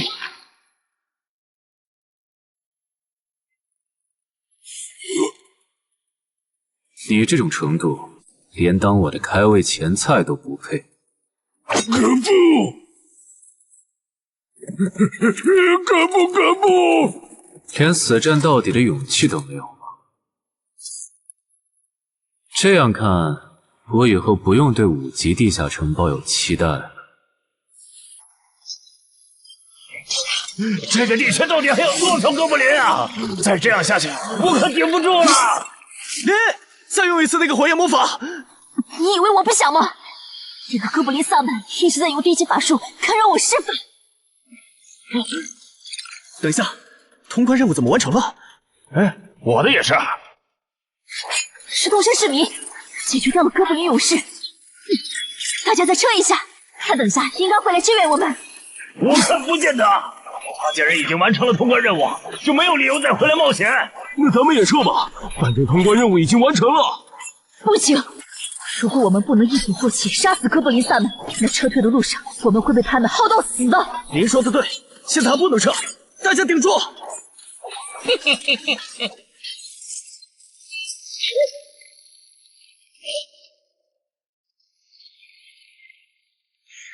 石洞山市民，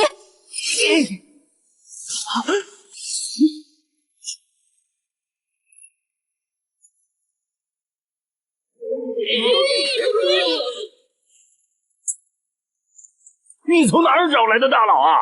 双 BOSS 地下城就被他一个人打穿了？不是我找的。关于我的事情，麻烦大家帮忙保守秘密啊！明白。你这种有潜力的新人，容易被人盯上，等级没升上去前，确实不能太张扬。理解万岁。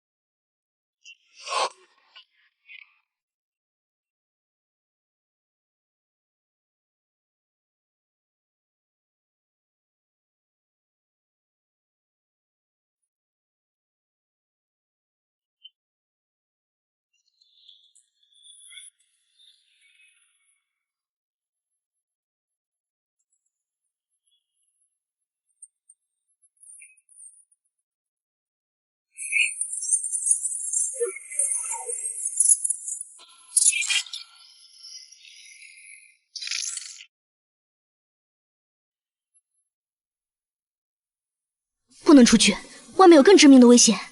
啊，更致命的危险？就是有一个危险程度远比双 boss 大的冒险者守在外面，我们出去就会被杀。那怎么办？回去找其他人，说服他们一起抱团冲出去。啊！你们竟然把2个 boss 都杀了！这俩可都是他一个人干掉的，我们都没出多少力。怎么是他？我之前明明用称号确认过，他威胁不到我。等等，你怎么知道这个地下城有2个 boss 的？难道你刚刚一直躲在我们身后偷看？那倒没有，在你们遇到 boss 以前，我们就已经走到出口了。之所以知道这个地下城里有2个 boss， 是因为我的这个称号，他能帮我找出前面对我有威胁的存在。我就是靠他才知道这地下城有2 boss 的。不是吧？你有这么好用的称号，你之前不提醒我们？我是没有直接提醒，但我有劝过你们不要继续深入地穴吧。那你为什么又折返回来？因为出口那边有一个比双 boss 更强、敌意更浓的高等级冒险者在堵门。外面有高等级冒险者在堵门，你确定？确定。先是地下城难度超标，再是高等级冒险者堵门，可疑的地方太多了。说，是不是你搞的鬼？不是我，不信咱们签单项契约确认。堵门的高等级冒险者，不会是那个爽约没来的四海为家吧？那个，我想问一下，你的称号可以预知危险，那如果我对你流露出杀意，你能判断我和堵门的人谁更强吗？能。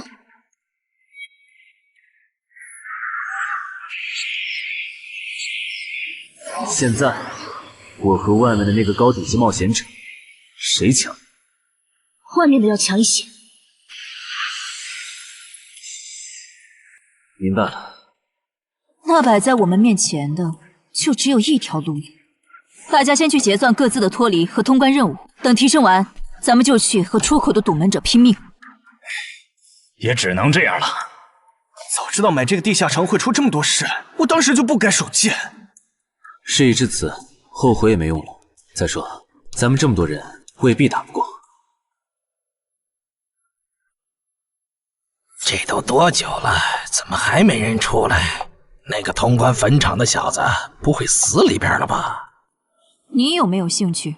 不好意思啊，我想再考虑一下。没想到第一次进入地下城，就让你遇到这种事，实在不好意思啊。结算出来了，这次没有掉落史诗级奇物，看来双 boss 的地下城难度也远不如坟场啊。感觉下一个地下城可以跳过6级，直接尝试7级了。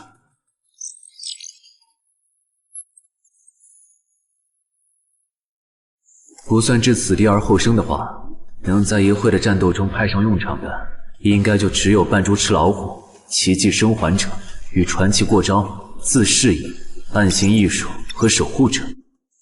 与传奇过招这技能比置死地而后生差点，能让我状态拉满，但要扣4力量、4敏捷、2感知。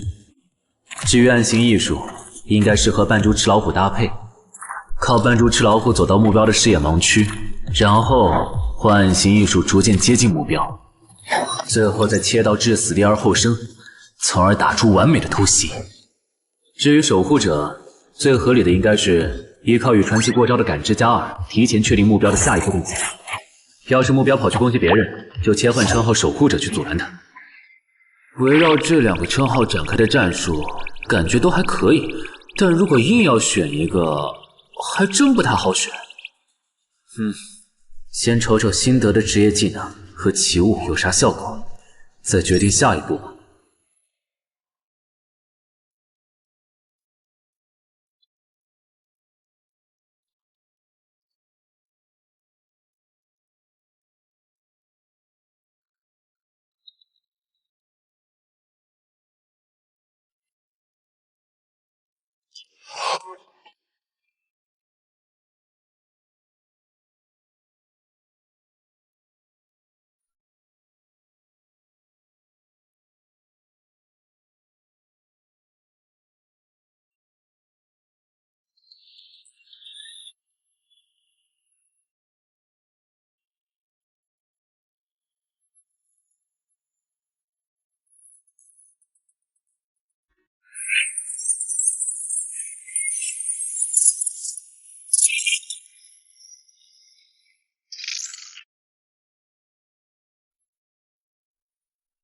这个向死而生不错呀，就凭它能够提升步伐和身体柔韧性这点，搭配一步一杀的技能效果，我以后就可以在闪躲的同时攻击敌方要害。好技能啊！还有这个假死技能，考虑到在现实世界，冒险者死后是不会产生掉落的，我完全可以利用这个技能装死，然后找机会偷袭反杀。嘿嘿，兵不厌诈。只要那个堵门的不是脑子有毛病，非得跟尸体较劲，我就能狠狠地阴他一把。当然，这是万不得已的选择。要是可以的话，我肯定想光明正大的赢。哇，这次掉落的东西都很棒啊！骨笛、萨满旗帜和传承之书，以后去地下城就能有个哥布林跟班了。而且这个哥布林的秘药搭配上骨笛，运气好的话，能拉来一只哥布林勇士当打手。保险起见，我就不继续囤升级券了，先把战斗力拉到最高再说。我目前持有的奇物中，等级最高的就是这家伙了。把奇物升级券用在他身上，肯定是最优解。哼，就这样。对传奇亡灵库罗德的头盔使用奇物升级券，只能升到史诗级。那算了，先用装备熔炼炉把这几个用不上的给熔炼了，看能出什么好东西，再决定奇物升级券用在哪儿。不是装备型的奇物不能熔炼了，那我手里没用的装备，估计也熔不出啥好东西。没办法了，用奇物升级券提升被污染的名剑吧。使用奇物升级券。啊，好酷的剑！头盔和武器确定了，那装备祈愿券就用在防具上了，正好替换掉我买的锁子甲。厉害！这套铠甲穿起来比我之前用的锁子甲还轻便。东山市民，你那边完事了吗？差不多吧。你们整理完了吗？完事了，再给你们上一轮 buff， 就可以出发了。你的装备好酷啊！这些都是你在这个地下那再等我一下，我招个怪物随从。啊！我别无视我呀！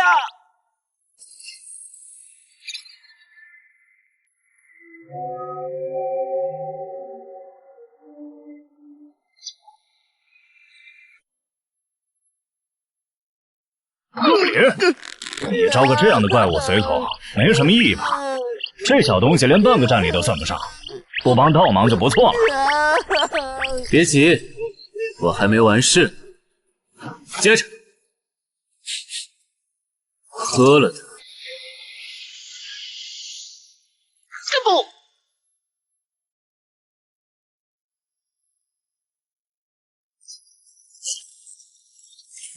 妈呀！喝啥了？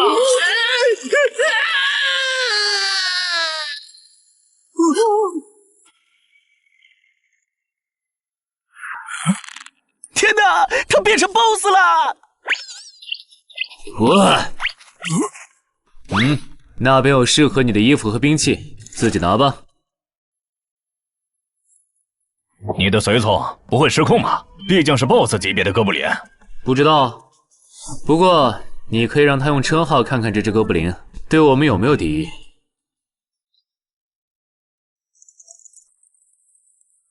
看了，他对我们没有恶意。那就好。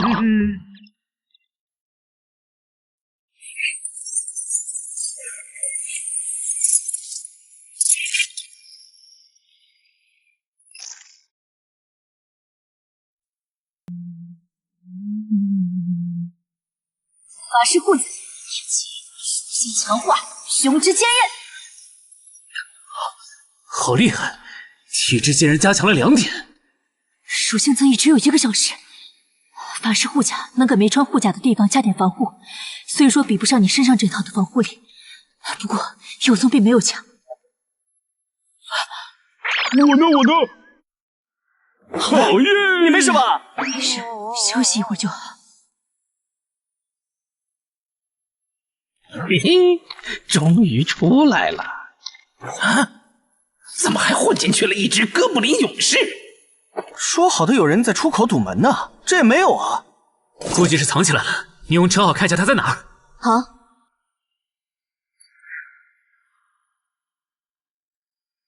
啊，找到了，他躲在1点钟方向最粗的那棵树后面。大家小心，他在入口前面放了很多捕兽夹，注意别踩到了。捕兽夹？哪里有捕兽夹？嘿，有探查类的称号吗？真是够讨厌的。原来是他，这么一来就全明白了。女妖之森刚通关，他不去那儿的黑市买通关物资，却来东山碰运气，肯定有猫腻。知道我在东山的没几个人，团队领袖跟我签了保密协议，肯定不是他。那个戴眼镜的护士也不太可能，所以是商礼还是徐茂？这个人好像有点眼熟啊！等等，你是高成勇？对方很有名吗？何止有名，他可是明广一带最臭名昭著的通缉犯。别看他只有7级，死在他手上的冒险者，光是已确认的就有上百号人了。他不光是想抢别人的通关掉落，还想刷出针对人类的称号，说不定现在已经刷出过量杀戮人类这个称号了。看来你很了解我吧？是协会的官方冒险者吗？果然，他已经刷出了那个称号。这样吧，我们做个交易，那小子留下，你带其他人走。这条件可以啊，要不咱们……别信他！协会的档案里，高成勇有放过目标然后再猎杀的记录。要是你们真的信了他的瞎话，等他干掉陈海，再用追踪手段把你们一个个找出来，你们连还手的机会都没有。没错，虽然他嘴上说放过我们，但对我们的恶意一直没有降低。他在说谎。连恶意也能侦测吗？这样好了，既然他的目标是我，那就由我和哥布林勇士主攻。你们看时机牵制，大家都是一根绳上的蚂蚱，这种时候就别心存侥幸了。当然，如果你们中有人实在怕死，那就赶紧滚，别拖我后腿。我们会做好辅助工作的。看不出来你人还挺好的，要是我绝对逼着他们一起上。打你？我们俩足够了。哼，我就知道你们这些走大运拿了 S 级评价的新人，就会自命清高，觉得别人都是你们成长的垫脚石。但现实可不是这样的哟。新人在1到5级时很难搞到成体系的称号、职业、技能和装备。你的武器和铠甲这么豪华，我猜大多是装备吧。不巧哦，我的技能偏克你这类新人。手下出！迟缓术。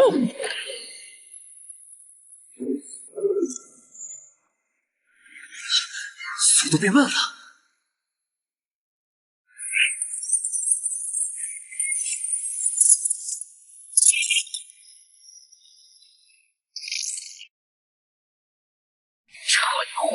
迟缓术可不只是速度变慢而已。遇到使用长镰这种冷门兵器的我，被上了迟缓术的你，也根本接不住你的招。你是这么想的吧？很遗憾，如果你就只有这点东西的话，那很不幸的告诉你，今天你踢到铁板了。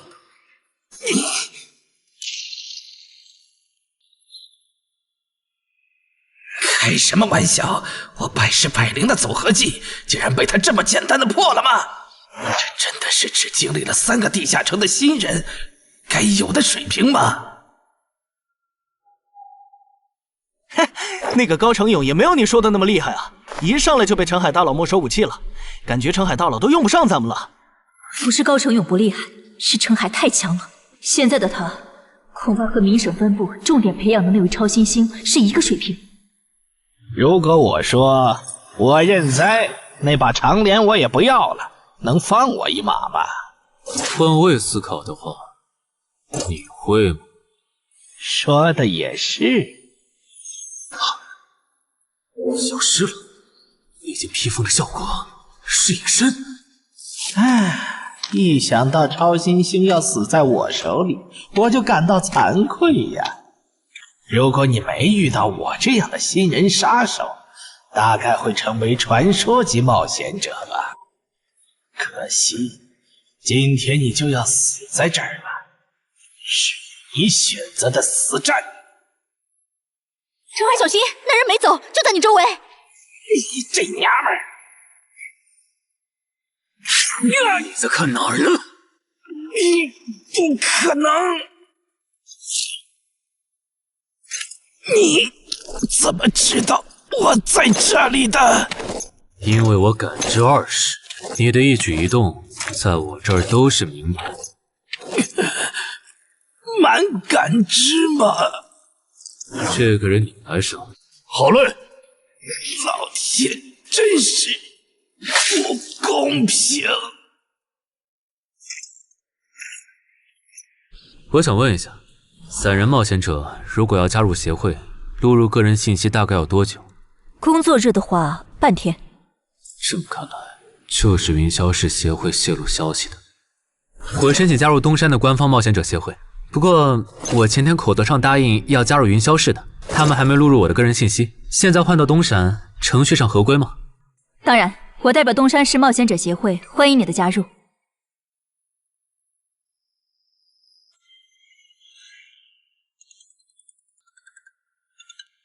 喂，我考虑了一下，还是决定不成为云霄市的官方冒险者了。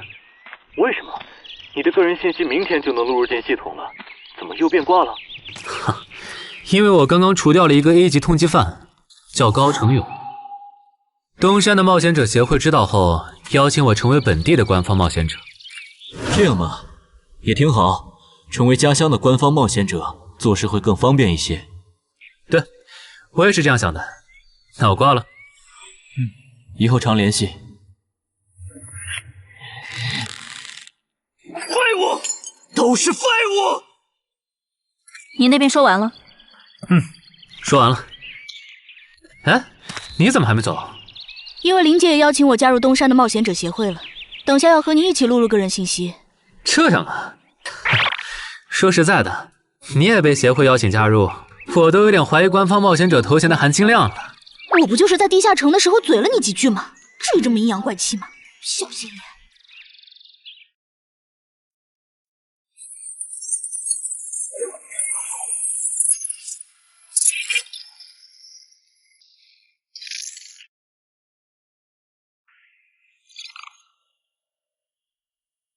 请关闭称号和职业技能，用你自己的力量对着他出拳。好。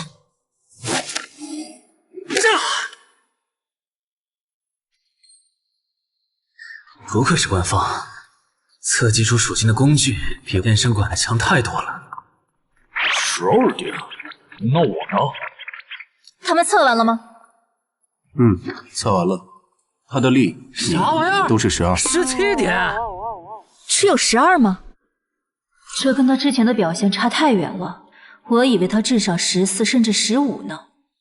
只有12点却能杀掉9级的高成勇，主流的职业称号肯定够大。等我激活了职业和称号，再测一次，肯定压过你。陈海先生，你的个人信息已经录入了，这是你的证件。这么快？特事特办，你可是以一己之力打穿了双 BOSS 地下城，还单枪匹马完胜高成勇。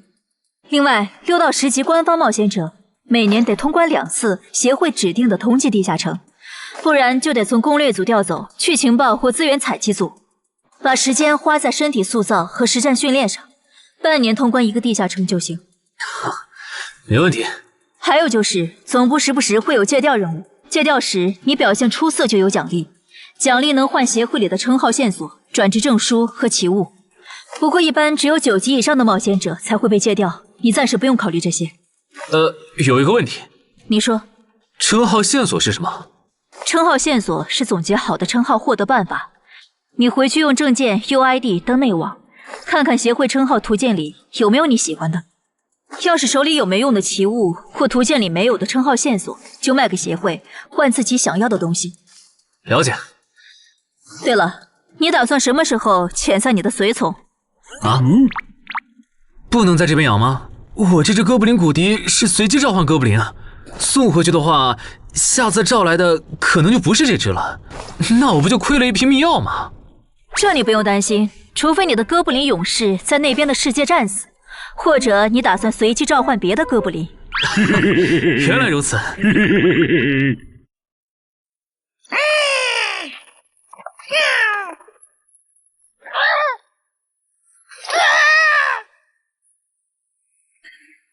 跟我来吧，我带你们去认识一下同事们。好。大佬好，我叫梁家坤，是东山这边的冒险者候补，目前的力、米分别是。哎，你别每次见到厉害点的冒险者，都跟报菜名似的，把自己的力米数值甩出来啊，这样很得罪人的。哎，有什么关系嘛？我的数值总不可能比澄海大佬的还高吧？不，你的就是比他高。你是东山这边的入口管理者？在东山专家级地下城没打通前，干不了入口管理者的活。好，所以入口管理者另有其人是吧？那他没来是因为在攻略东山这边的专家级地下城？那倒没有，他没来是因为在处理昨天突然涌入东山的通缉犯。据说好像是因为东山市出现了坟场的通关者，那些人都是奔着他来的。哈哈，这样吗？坟场那个老手坟墓啊，哟，那可是出了名的 bug 级地下城，能产出奇物生巨券。啊！你们这样看我干什么？我说错话了吗？你还没意识到吗？意识到什么？那个，哈哈，我就是坟场的通关者。什么？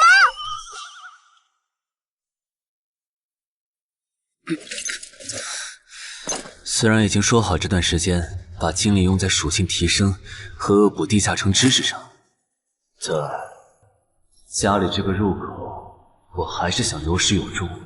一个人单刷的，我全力以赴的时候，大概相当于10级。完成脱离任务应该也没什么难度吧。